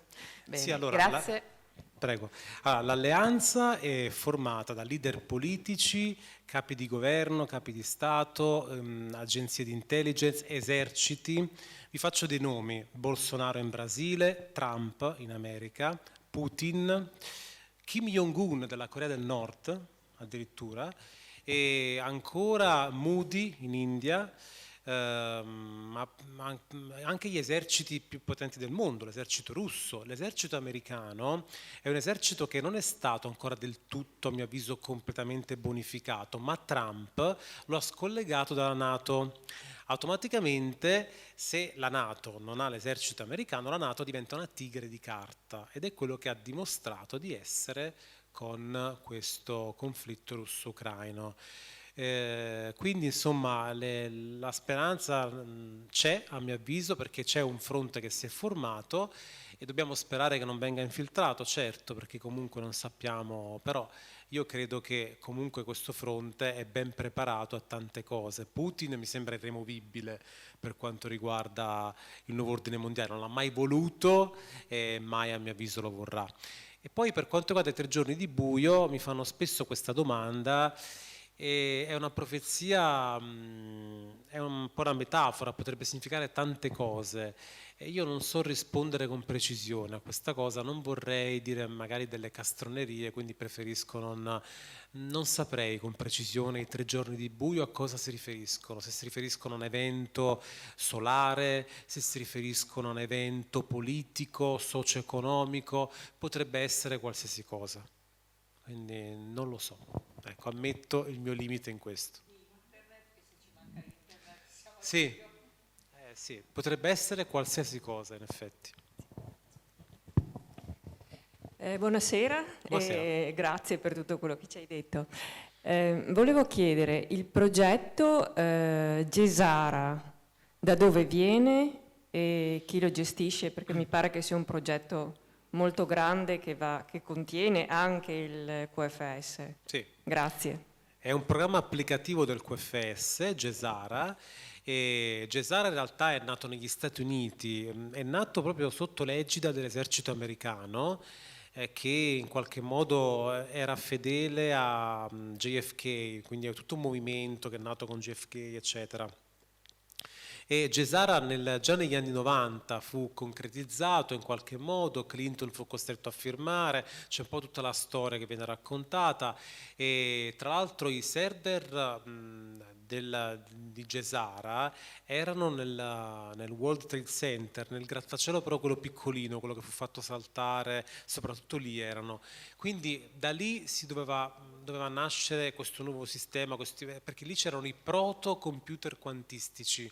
Fu fatto saltare tutto e di conseguenza insomma saltò anche il sistema, e a quel punto si è deciso che in futuro sarebbero stati messi su satelliti questi computer e poi pian piano spostati anche sulla Terra, quindi è stato tutto qualcosa che è stato costruito in questi ultimi decenni, perché comunque l'esistenza della cabala, dell'elite, è un qualcosa ben noto a una parte dell'umanità che ha sempre detto no. Non è che tutti hanno accettato l'elite, il suo sistema e quant'altro. Certo, la maggior parte si è assuefatta, si è anche fatta, però c'è stata quella minoranza.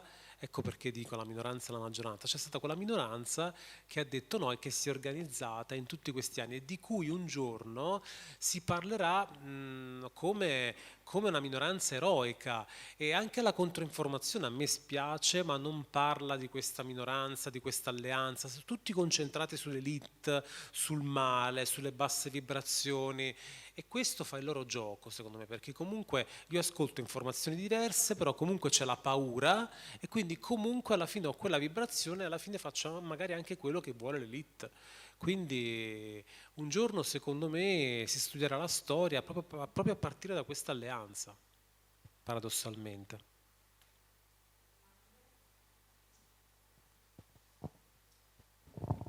Riguardo questa elite che domina il mondo, è collegata con gli Ashkenazi, Sì. Khazari, e quindi quelle popolazioni che sono dotate di una grande intelligenza e scarsa empatia, che tra l'altro sono quelle che provengono proprio dalla zona dell'Ucraina, dove oggi stanno avvenendo i combattimenti e dove sembra sia la terza volta che vengono fermati proprio da qualcuno che viene dalla Russia. Quindi sono quelli Sì.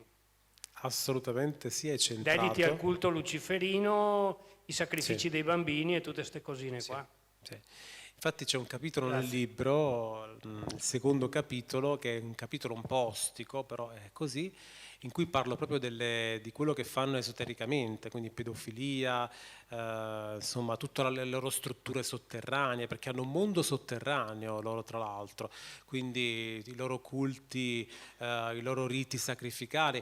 Tra l'altro, per quanto riguarda i riti sacrificali, sono sempre avvenuti dagli Askenasi in avanti, anche perché pensiamo per esempio ai Maya, i sacrifici umani che facevano i Maya, no? Lo facevano il sacrificio umano al Dio, il Dio in cambio gli dava la ricchezza, quello che fanno oggi, esattamente oggi con questi riti, cioè fanno, insomma, sacrificano il bambino, sacrificano la Vergine di turno, quello che è, e questo mostro, insomma, gli dà poi dopo ricchezza, potere, e questo alla fine è il satanismo, è una cosa anche molto pratica. Noi pensiamo che sia una cosa chissà che, ma in realtà è molto pratica per loro, molto, insomma, è un do ut des, quindi loro si rivolgono a queste entità negative, gli danno l'energia della paura di cui loro si nutrono, e infatti la società della paura nutre loro. Ecco, gli Askenasi e i Khazari hanno creato questo sistema anche perché erano molto bravi nell'economia con la moneta debito, eccetera, quindi questo tipo di cultura e la loro cultura economica ha creato poi dopo, ha un po' insomma asfaltato tutto. Tra l'altro i Rothschild derivano dai Khazari, quindi Quindi quello che abbiamo visto con l'accerchiamento di Azovtal e quindi l'estrazione dai bunker sotterranei dei civili e degli ucronazi fa parte sempre dello stesso disegno. probabilmente, insomma, perché comunque, ripeto, il mondo sotterraneo dell'elite è un mondo molto, insomma, molto più perverso di quello che pensiamo, quindi sì. Sono qua, Ah, sono qua. ok, scusa, non ti vedevo. Volevo se ci parlavi un attimo, se mi facevi capire un po' di più del Looking Glass. Ah, Looking Glass, ok. Grazie. Allora, Looking Glass ne parlo infatti nella fine del libro, Looking Glass. Looking Glass è un progetto, è un computer quantistico in pratica, ed è un progetto che determina quelli che sono gli sviluppi dell'umanità. In buona sostanza, che cosa è successo? Con questo progetto dei servizi Looking Glass si andava a vedere, immettendo determinate variabili, quello che era il futuro dell'umanità, e si vedeva che l'umanità, con tutte le variabili che tu ci potevi mettere, l'umanità faceva il salto quantico, quindi comunque era destinata a questo futuro, insomma, di alte vibrazioni. Quindi l'elite cosa ha fatto? A un certo punto ha capito che il gioco era perso, perché loro giocavano con questi computer quantistici, anche loro, perché immettevano probabilità per arrivare al loro piano, e vedevano che tutte queste probabilità che mettevano, tutte le loro varianti, alla fine non riuscivano ad arrivare al risultato, quindi era tutto vano perché c'era il salto quantico. Quindi ecco perché hanno abbandonato loro quel progetto, l'Alleanza invece l'ha preso e ci ha creato tutti gli scenari che stiamo vivendo, che sono studiati a tavolino, tra virgolette, per arrivare proprio a quello che è il risveglio dell'umanità e il salto quantico.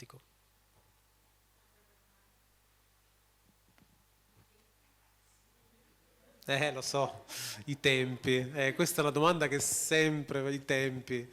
Io non lo so perché io il piano non lo conosco, io il piano lo vedo quando viene in qualche modo, quando è evidente, no? Me ne accorgo anch'io del piano, magari ho delle intuizioni e quindi perché poi sapendo alcune cose magari intuisco determinate cose, però i tempi, io non lo so, cito...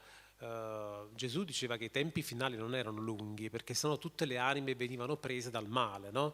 Quindi parafrasando quello che diceva Gesù, secondo me ci siamo, perché i tempi non possono essere troppo lunghi, quindi sennò il male inghiottirebbe tutto, perché lo vedi com'è, insomma. Buonasera. Buonasera. Su un'intervista di YouTube, Il vaso di Pandora, accennavi a delle parole magiche che usano nella politica: transizione, che vuol dire una cosa, cambiamento, che vuol dire... La neolingua. Ecco, puoi fare un po' di neolingui. Sì, allora, cioè loro usano la neolingua per ingannare le masse, no? Per esempio, riforma vuol dire pignoramento in realtà, no? Loro dicono la riforma delle pensioni, in realtà ti hanno tolto, è un pignoramento alle pensioni. Oppure, che ne so, insomma, adesso non mi viene in mente un altro esempio, cioè, la pace diventa guerra, esatto, la guerra diventa pace, oppure cioè, tutto è invertito, quindi loro invertono qualsiasi cosa, per esempio a un'altra cosa, cambiamento, loro invocano sempre il cambiamento in realtà è un peggioramento, quindi loro invocano sempre un cambiamento, ma in realtà è un peggioramento perché per loro è un miglioramento perché migliora il controllo della situazione. Quindi bisogna, purtroppo, loro hanno sempre dei nomi positivi perché devono fregare le masse, ma con intenti negativi perché servono queste entità, servono insomma questa elite che ha queste entità, insomma che ha questa vibrazione e di conseguenza non possono dire apertamente pignoramento, ma ti dicono riforma, ti dicono cambiamento, transizione, esatto. Quindi la neolingua è assolutamente la loro base, la base di partenza dalla quale partire per fregare i babbani. Buonasera. Buonasera. Vorrei sapere secondo lei il ruolo della Cina. Dammi del tuo, dammi del tuo. La Cina. Ah, ok. Allora, la Cina c'è Xi Jinping che fa parte dell'alleanza, il Partito Comunista Cinese che non so se sia stato completamente bonificato, prima apparteneva al Deep State, quindi c'era la guerra Xi Jinping e Partito Comunista Cinese. Tra l'altro il PCC, Partito Comunista Cinese, è quello che ha creato per esempio il sistema di credito sociale più avanzato del mondo che si trova in Cina. Quindi in Cina c'è questa guerra tra alleanza e elite che è molto, molto forte, anche perché la Cina è il laboratorio dell'elite. Loro l'hanno scelta come laboratorio, come progetto di schiavitù globale, progetto dove incentrare la globalizzazione e quindi la schiavitù globale, progetto insomma, per il credito sociale, cioè per tante cose, insomma. Quindi c'è questa guerra tra i cinesi consapevoli, potremmo dire, e i nuovi cinesi, anche la popolazione che non si rende conto di essere usata in questo modo. Io sono convinto che adesso con quello che sta succedendo, la de-dollarizzazione, Putin che ha preso un po' le leve, eccetera, eccetera. Io mi chiedevo tra l'altro quando Putin sarebbe entrato in gioco. E con quello che sta succedendo credo che la Cina sia stata, non dico quasi tutta bonificata, ma comunque buona parte, perché per esempio la Cina sta pagando le materie prime in rubli, in yuan, non più in dollari, quindi questo depotenzia completamente il Partito Comunista Cinese, che quindi sembra che non ha più il potere perché il PCC vuole invece servire l'elite e il suo dollaro fiat. Quindi a mio avviso le cose stanno veramente cambiando.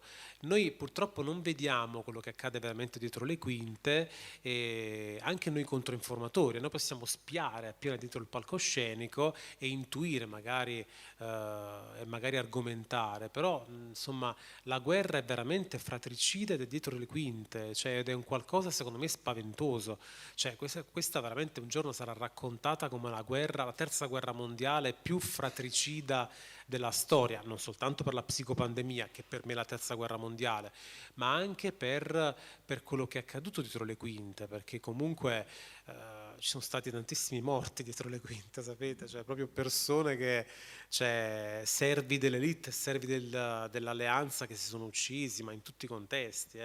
Un giorno tutto sarà noto, per adesso è tutto un tabù. E quella faceva parte del progetto dell'elite di creare un'iperinflazione globale, bloccare i porti cinesi con la scusa del Covid-0 per avere il Great Reset globale, ma gli è fallita pure quella, perché comunque alla fine i porti hanno pian piano ripreso e quant'altro. Certo qualche porto è ancora bloccato se non mi sbaglio, però comunque stanno riprendendo. Loro avevano autorità locali che erano compiacenti al deep state, all'elite, e quindi gli dicevano di sì. Però comunque questo gioco sta finendo, quindi loro tentano qualsiasi cosa, il blocco del grano, il blocco del porto, la guerra in Ucraina, però secondo me gli va male. Anche perché o la fai per tutto il mondo o non ha senso il progetto. Non puoi fare, l'Italia non può fare da sola il nuovo ordine mondiale, né tantomeno l'Europa.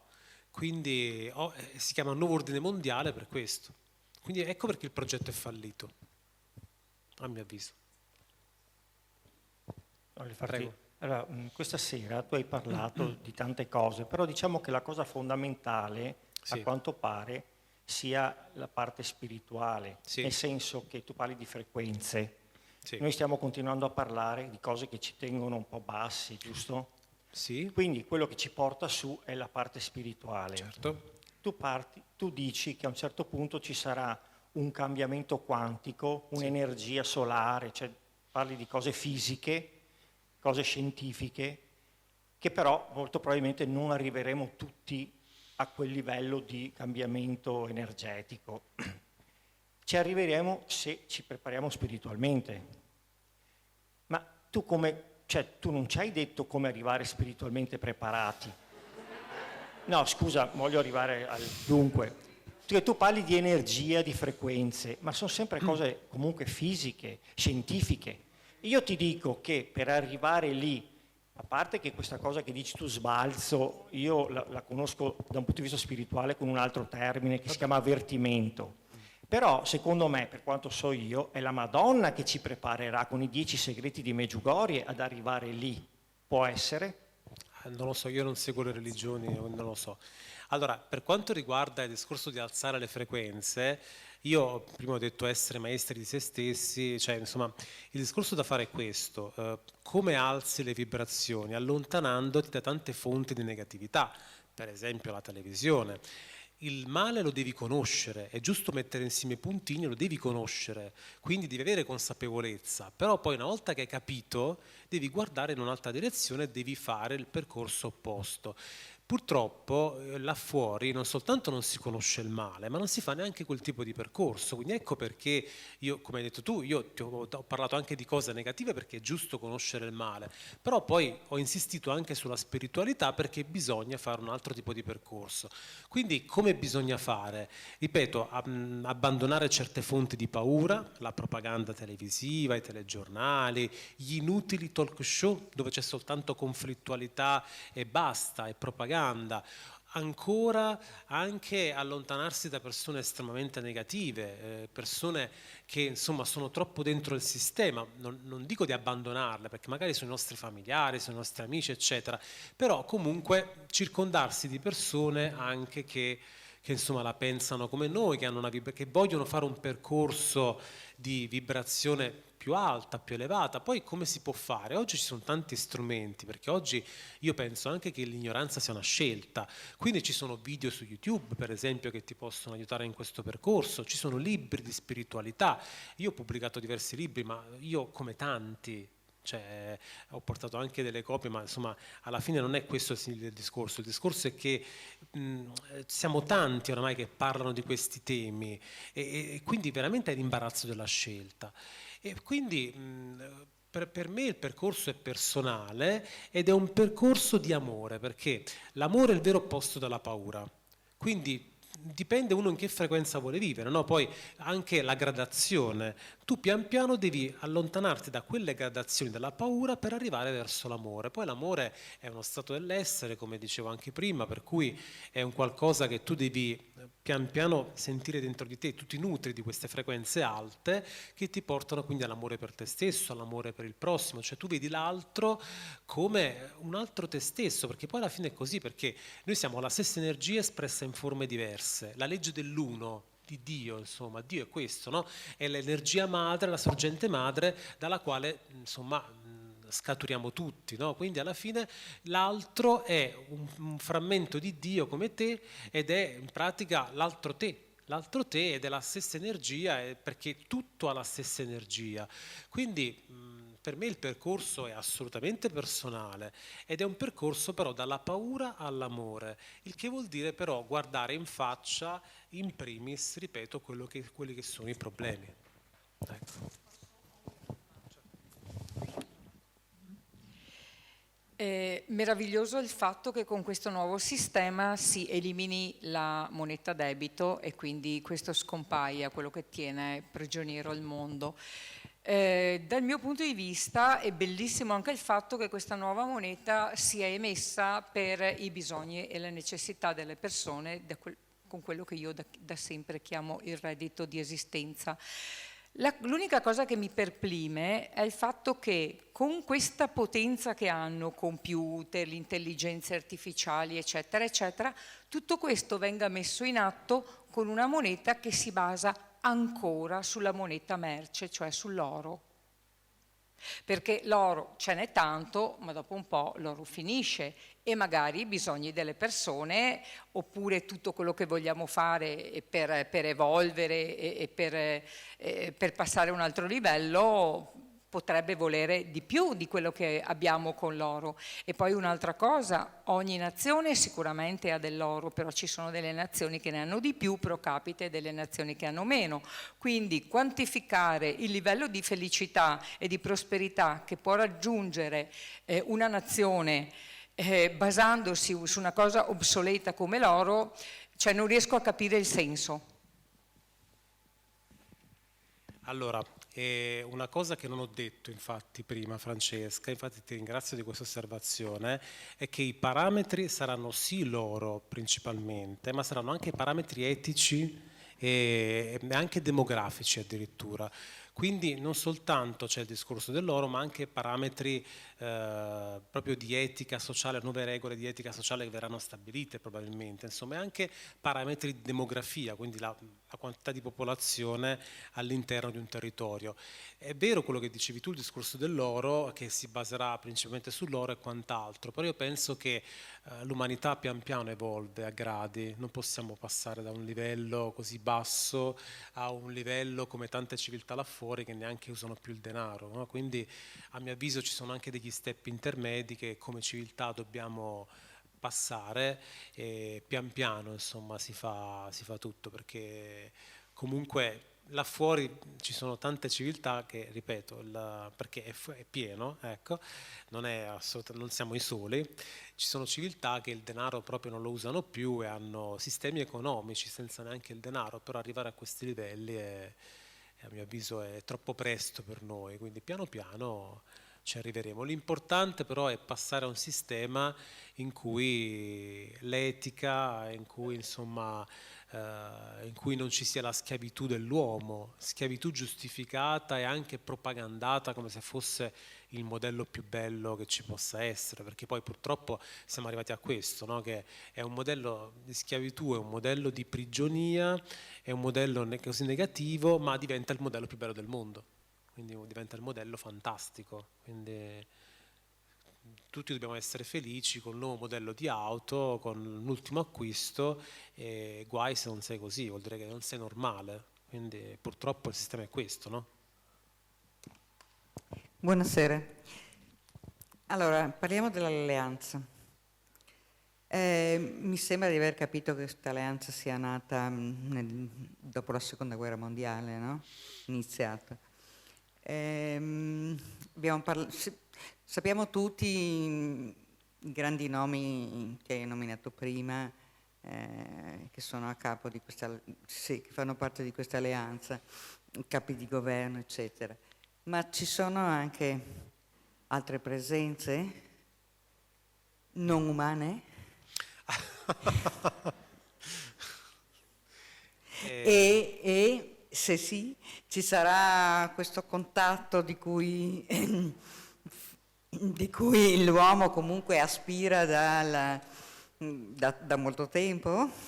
Io non ne ho certezza, non ne ho contezza, non lo so se ci sono altre presenze non umane. Una cosa è certa, è che dietro le quinte si lavora con altri mondi da molto tempo, perché in realtà insomma sia razze positive che razze negative. E un'altra cosa, per quanto riguarda l'ufologia, è bene sapere questo, cioè anche qui ci abituano sempre alla paura, no? Il film che ci parla sempre dell'invasione aliena e quant'altro, perché anche qua si vuole puntare sulla paura, perché l'elite in qualche modo, magari se si appoggia a qualcuno di esterno, si appoggia a razze negative che campano sulla paura. Ma in realtà là fuori la maggior parte delle civiltà è dedita alla legge dell'uno, quindi io credo che ci siano state anche collaborazioni positive. Poi secondo me il QFS ha una tecnologia che non è di questo mondo, quindi, però non posso avere la certezza di certe cose. Io penso anche che il contatto avverrà, il contatto con altre civiltà avverrà, perché è un qualcosa che deve avvenire, che è proprio e penso anche che alla fine l'obiettivo finale sia che l'umanità appartenga a questa confederazione che ce l'ha fuori, perché c'è.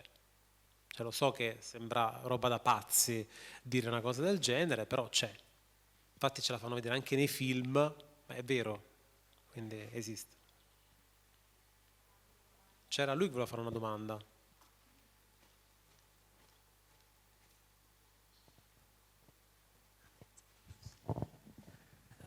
Io vorrei chiederti una cosa rispetto al nostro ruolo, nel senso che abbiamo individuato il fatto che forse siamo un po' più consapevoli di altri e c'è un mondo che è totalmente inconsapevole, una parte che forse sta iniziando a rendersi conto di qualcosa o forse no, non lo so.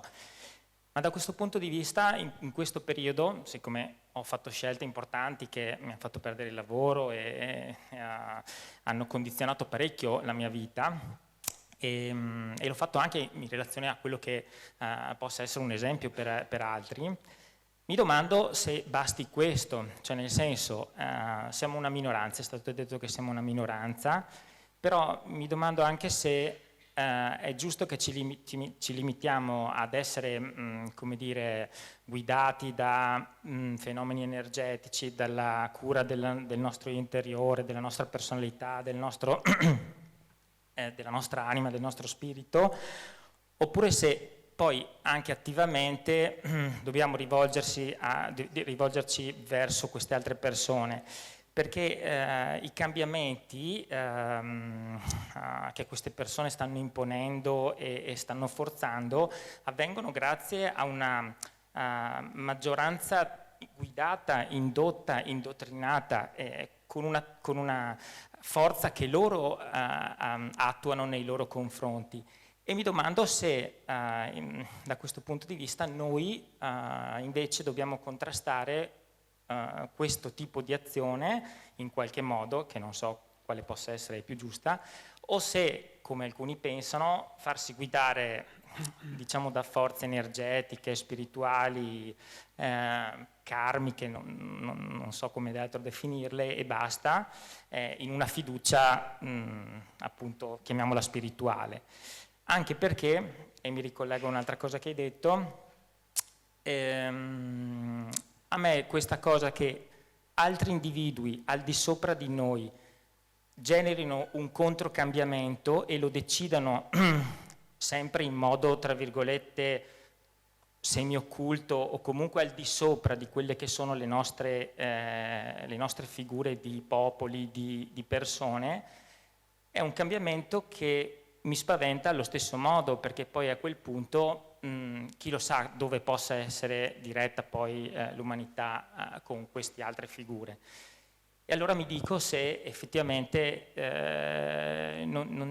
veramente non vogliamo anche noi prenderci a cuore e fare un tentativo di portare sotto braccio, ma noi personalmente, altre persone, altre figure, rispetto a questa consapevolezza, ecco. Allora, il discorso è che tu immagini un mondo di 8 miliardi di persone, tutte quante che decidono il sistema, non puoi comunque. Quindi comunque il sistema deve essere deciso da una minoranza, si spera illuminata, che in qualche modo cambi le cose positivamente, perché 8 miliardi non possono mettersi d'accordo per creare un nuovo sistema. Quindi lo so che magari può spaventare questa cosa, però è tutta questione di vibrazione, torniamo sempre là. Per quanto riguarda la guerra, il contrasto, quello che dicevi con la maggioranza babbana, ma assolutamente no, non c'è nessuna guerra, non deve esserci niente, ognuno deve fare il suo percorso, bisogna rispettare anche il libero arbitrio delle persone. Io ho persone che amo, che hanno fatto scelte opposte alle mie, e devo rispettarle fino alla fine, e devo rispettare quella persona vuol dire rispettare anche, ripeto, anche le sue scelte, che per me sono stupide, però non esiste, cioè, io mi piange il cuore a sapere che certe persone che io amo stanno rischiando la vita in questo momento, però purtroppo non puoi, a mio avviso.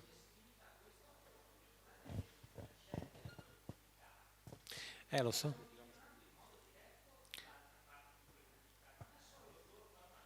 Certo. Lo so. Ma torniamo a quello che ci siamo detti, che la maggioranza... O l'obbligatorietà alle mie nipoti di andare incontro a un vaccino nel caso in cui si decidesse che questo è necessario e obbligatorio. Cioè non stiamo parlando di un qualcosa che è concesso loro perché sono liberi di fare la loro scelta e che altresì posso fare io in una direzione diversa. No, stiamo parlando del fatto che le loro scelte poi impongono a me una serie di conseguenze e dirette.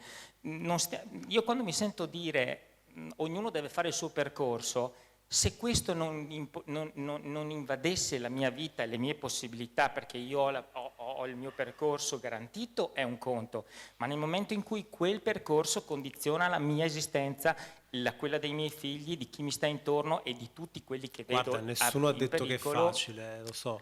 Io conosco persone monoreddito che si sono sospese dal lavoro e persone ricche che alla fine l'hanno fatto con il pretesto più banale, cioè se uno vuole, se uno è saldo lo fa. Lo so che magari ti può condizionare la maggioranza, però se tu decidi no, io ho deciso no e no, per me no e no, non è stato che quello mi ha condizionato, io avrei fatto la fame, io avrei fatto il senza tetto, ti dico la verità, ma non mi sarei fatto iniettare quella cosa di cui non mi fidavo.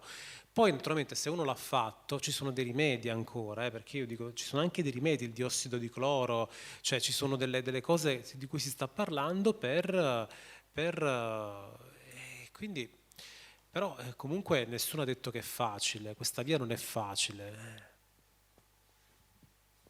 Poi c'è un'altra cosa, cioè nessuno di noi sa quando e come e se succederà, anche se giustamente Gabriele è sicurissimo che succederà e io me lo auguro che abbia ragione, però nel frattempo noi non è che stiamo qua a guardare, cioè noi siamo 2 anni che ci siamo organizzati, che stiamo facendo i gruppi, siamo andati in clandestinità, stiamo creando i posti di lavoro, stiamo creando gli orti, le scuole ci sono, cioè stiamo mettendo...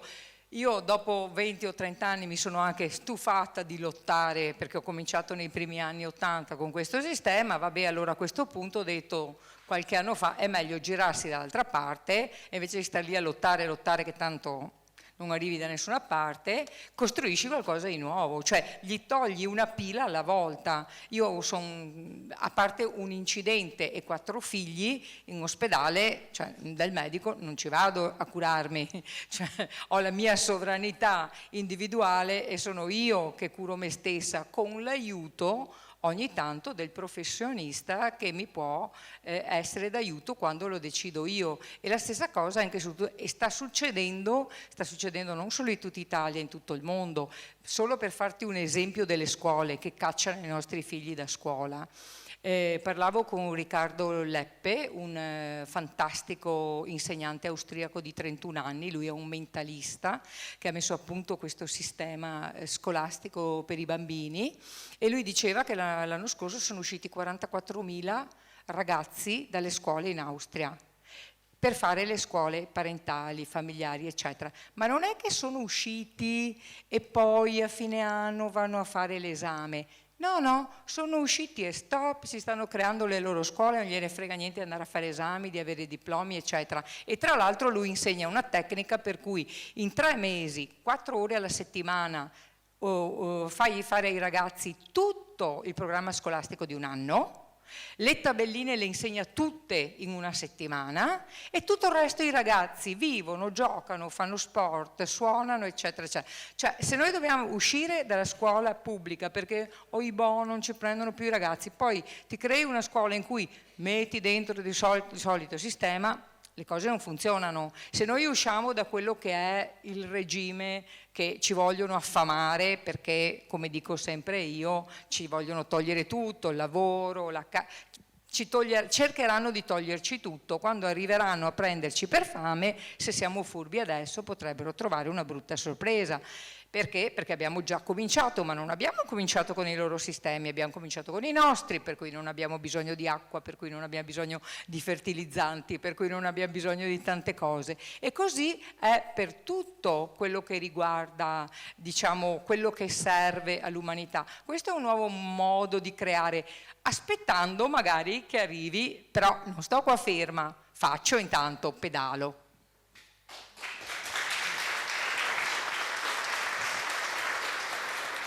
Comunque, per quanto riguarda ottobre, so che è il dilemma di molti, che cosa accadrà ad ottobre, no? Io dico questo, dico che loro non hanno più la forza economica per inscenare un'altra pandemia mondiale, non ce l'hanno più questa forza economica. Hanno però la forza psicologica, dipende se riusciranno ancora a controllare i media magari, di, che ne so, magari indurre la quarta, quinta dose per la serie potrebbero fare un po' di scena, però la pandemia globale, quella che è stata fatta adesso con Fauci, che ha dato tutte le linee guida a tutte le nazioni, quella è dura da tornare, perché comunque, ripeto, non c'è proprio la forza economica per farne un'altra. Con i loro media possono inventarsi qualche cosa, che abbiamo visto poi il vaiolo delle scimmie, insomma, avete visto a che livello. Quindi io sono relativamente ottimista, vi dico la verità, nel senso che credo che sicuramente ci potranno essere dei rigurgiti di tutto questo, ma per me il peggio è passato, almeno da quel punto di vista. Poi magari ci possono essere altri problemi che vuole creare questa elite, la carestia, la guerra, perché sta tentando il 5G, sta tentando veramente di fare tutto, sì, pur di scassare, perché insomma devono scassare tutto. E loro in realtà sanno del salto quantico, vi dico la verità. Vi ricordate Bill Gates quando diceva dobbiamo oscurare il sole? Bill Gates faceva questi discorsi, perché lo diceva? E inoltre anche George W. Bush che diceva dobbiamo fare uno scudo stellare. Perché dicevano questo? Perché loro sanno del discorso del salto quantico, perché è un discorso fisico, astronomico, quindi la Terra che aumenta di vibrazione e fa questo salto insieme a una parte dei suoi cittadini. Quindi ecco perché io sono ottimista di base, perché so il futuro qual è, ma sono anche già adesso relativamente ottimista per il breve periodo, perché credo che non siano più così potenti come ci vogliono far pensare attraverso i loro media. Loro vogliono veramente farci pensare di essere onnipotenti, e più pensiamo che loro siano onnipotenti, più diventiamo deboli noi. E qua torno a quello che ha detto lei, organizzarsi. Fin quando non c'è questo nuovo mondo, bisogna far di tutto per organizzarsi e per sopravvivere, perché questi sono luciferini, insomma. Abbiamo a che fare con gente del genere, ecco. Volevo chiederti un'altra cosa, quello che dovrà succedere, cioè il cambiamento, com'è secondo te praticamente, che cos'è che dovrebbe succedere? Allora, che cosa potrebbe succedere? Si parla di legge marziale, globale addirittura. Non lo so, potrebbe accadere quando i babbani capiscono di essere stati ingannati, a quel punto di per forza tenere tutti, oppure una carestia globale, ma la carestia globale non ci riescono, perché una parte del mondo non li segue più. Però tutto il mondo si è inoculato. Potrebbe essere questo l'evento che...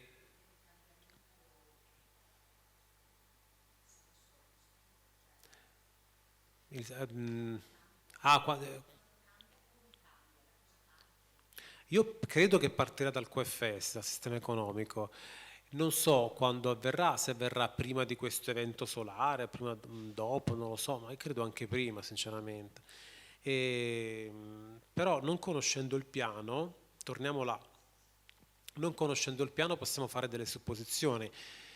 Però, ripeto, dietro le quinte si parla di legge marziale globale per un certo periodo, per mantenere il controllo.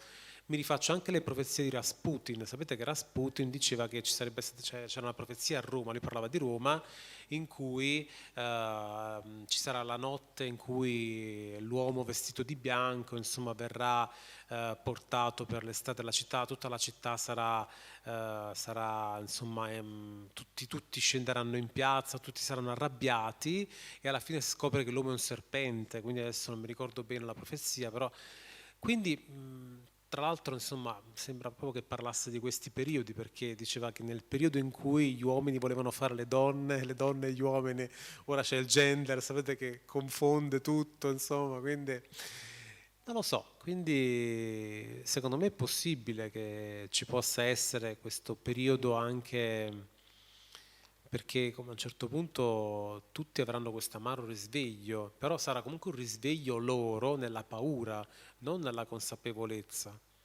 C'è chi ha consapevolizzato un altro tipo di risveglio, loro invece ce l'avranno nella paura quando magari vedranno, perché se sono armi biologiche, c'è il segreto militare, allora scoppieranno prima o poi. Ma io credo che se usiamo le simbologie, allora quando facciamo riferimento ad oscurare il Sole, attenzione che secondo l'alchimia il pianeta che è collegato con l'oro è il Sole. Quindi quando un personaggio come Bill Gates, che viene dal mondo Rothschild, no, dal mondo Rockefeller, dice queste cose perché loro queste conoscenze le manipolano molto bene. E c'è un altro aspetto, che se noi facciamo riferimento all'oro estratto nelle miniere, la quantità di oro presente sulla Terra è minima, ma esiste una grande quantità di oro nell'aria e che noi in questo momento non riusciamo a recuperare se queste illuminati, tra virgolette, buoni, fanno riferimento a queste conoscenze. Probabilmente l'oro di cui parlano loro non è più l'oro volgare, ma quello che è considerato oro filosofale. Quindi se io riesco a caricare l'oro filosofale che c'è nell'aria, io riesco ad accelerare l'evoluzione anche degli umani. E infatti che cosa hanno fatto in questi anni? Alluminio, metalli pesanti irrorati nell'aria, con le dichiarazioni che ha fatto anche, mi pare, un ministro spagnolo delle irrorazioni che hanno fatto. Se noi guardiamo in questo senso, e poi mi riallaccio a due dichiarazioni che ha fatto Putin di recente molto interessanti. Uno ha detto che al di là degli accordi che stanno facendo loro, la vita corre più veloce dei loro accordi. Quindi un leader politico che ti dice che la vita corre più veloce di un accordo politico ti sta già dicendo che quella è una visione. E una seconda dichiarazione è stata quella che i paesi che non hanno sovranità sono destinati a sparire. Quindi se unisci i puntini, io all'inizio della serata mi chiedevo, ma questo ci fa o ci è? Cioè, può essere quello che aiuta il cambiamento o è quello che alla fine finge di lavorare per la luce e poi ritorna con i suoi amici? Dalle cose che tu ci hai detto questa sera probabilmente ci sono buone probabilità che invece sia veramente collegato con un piano di luce e non con un piano di tenebra. Grazie. Io sono convinto che ci sia un piano di luce, ti dico la verità, anche perché il divino vince sempre, tu non puoi fare un piano così contro Dio e sperare che vinci, quindi sono proprio convintissimo che l'intelligenza divina ha già vinto. Quindi.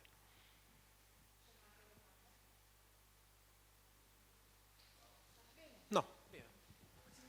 Grazie a tutti.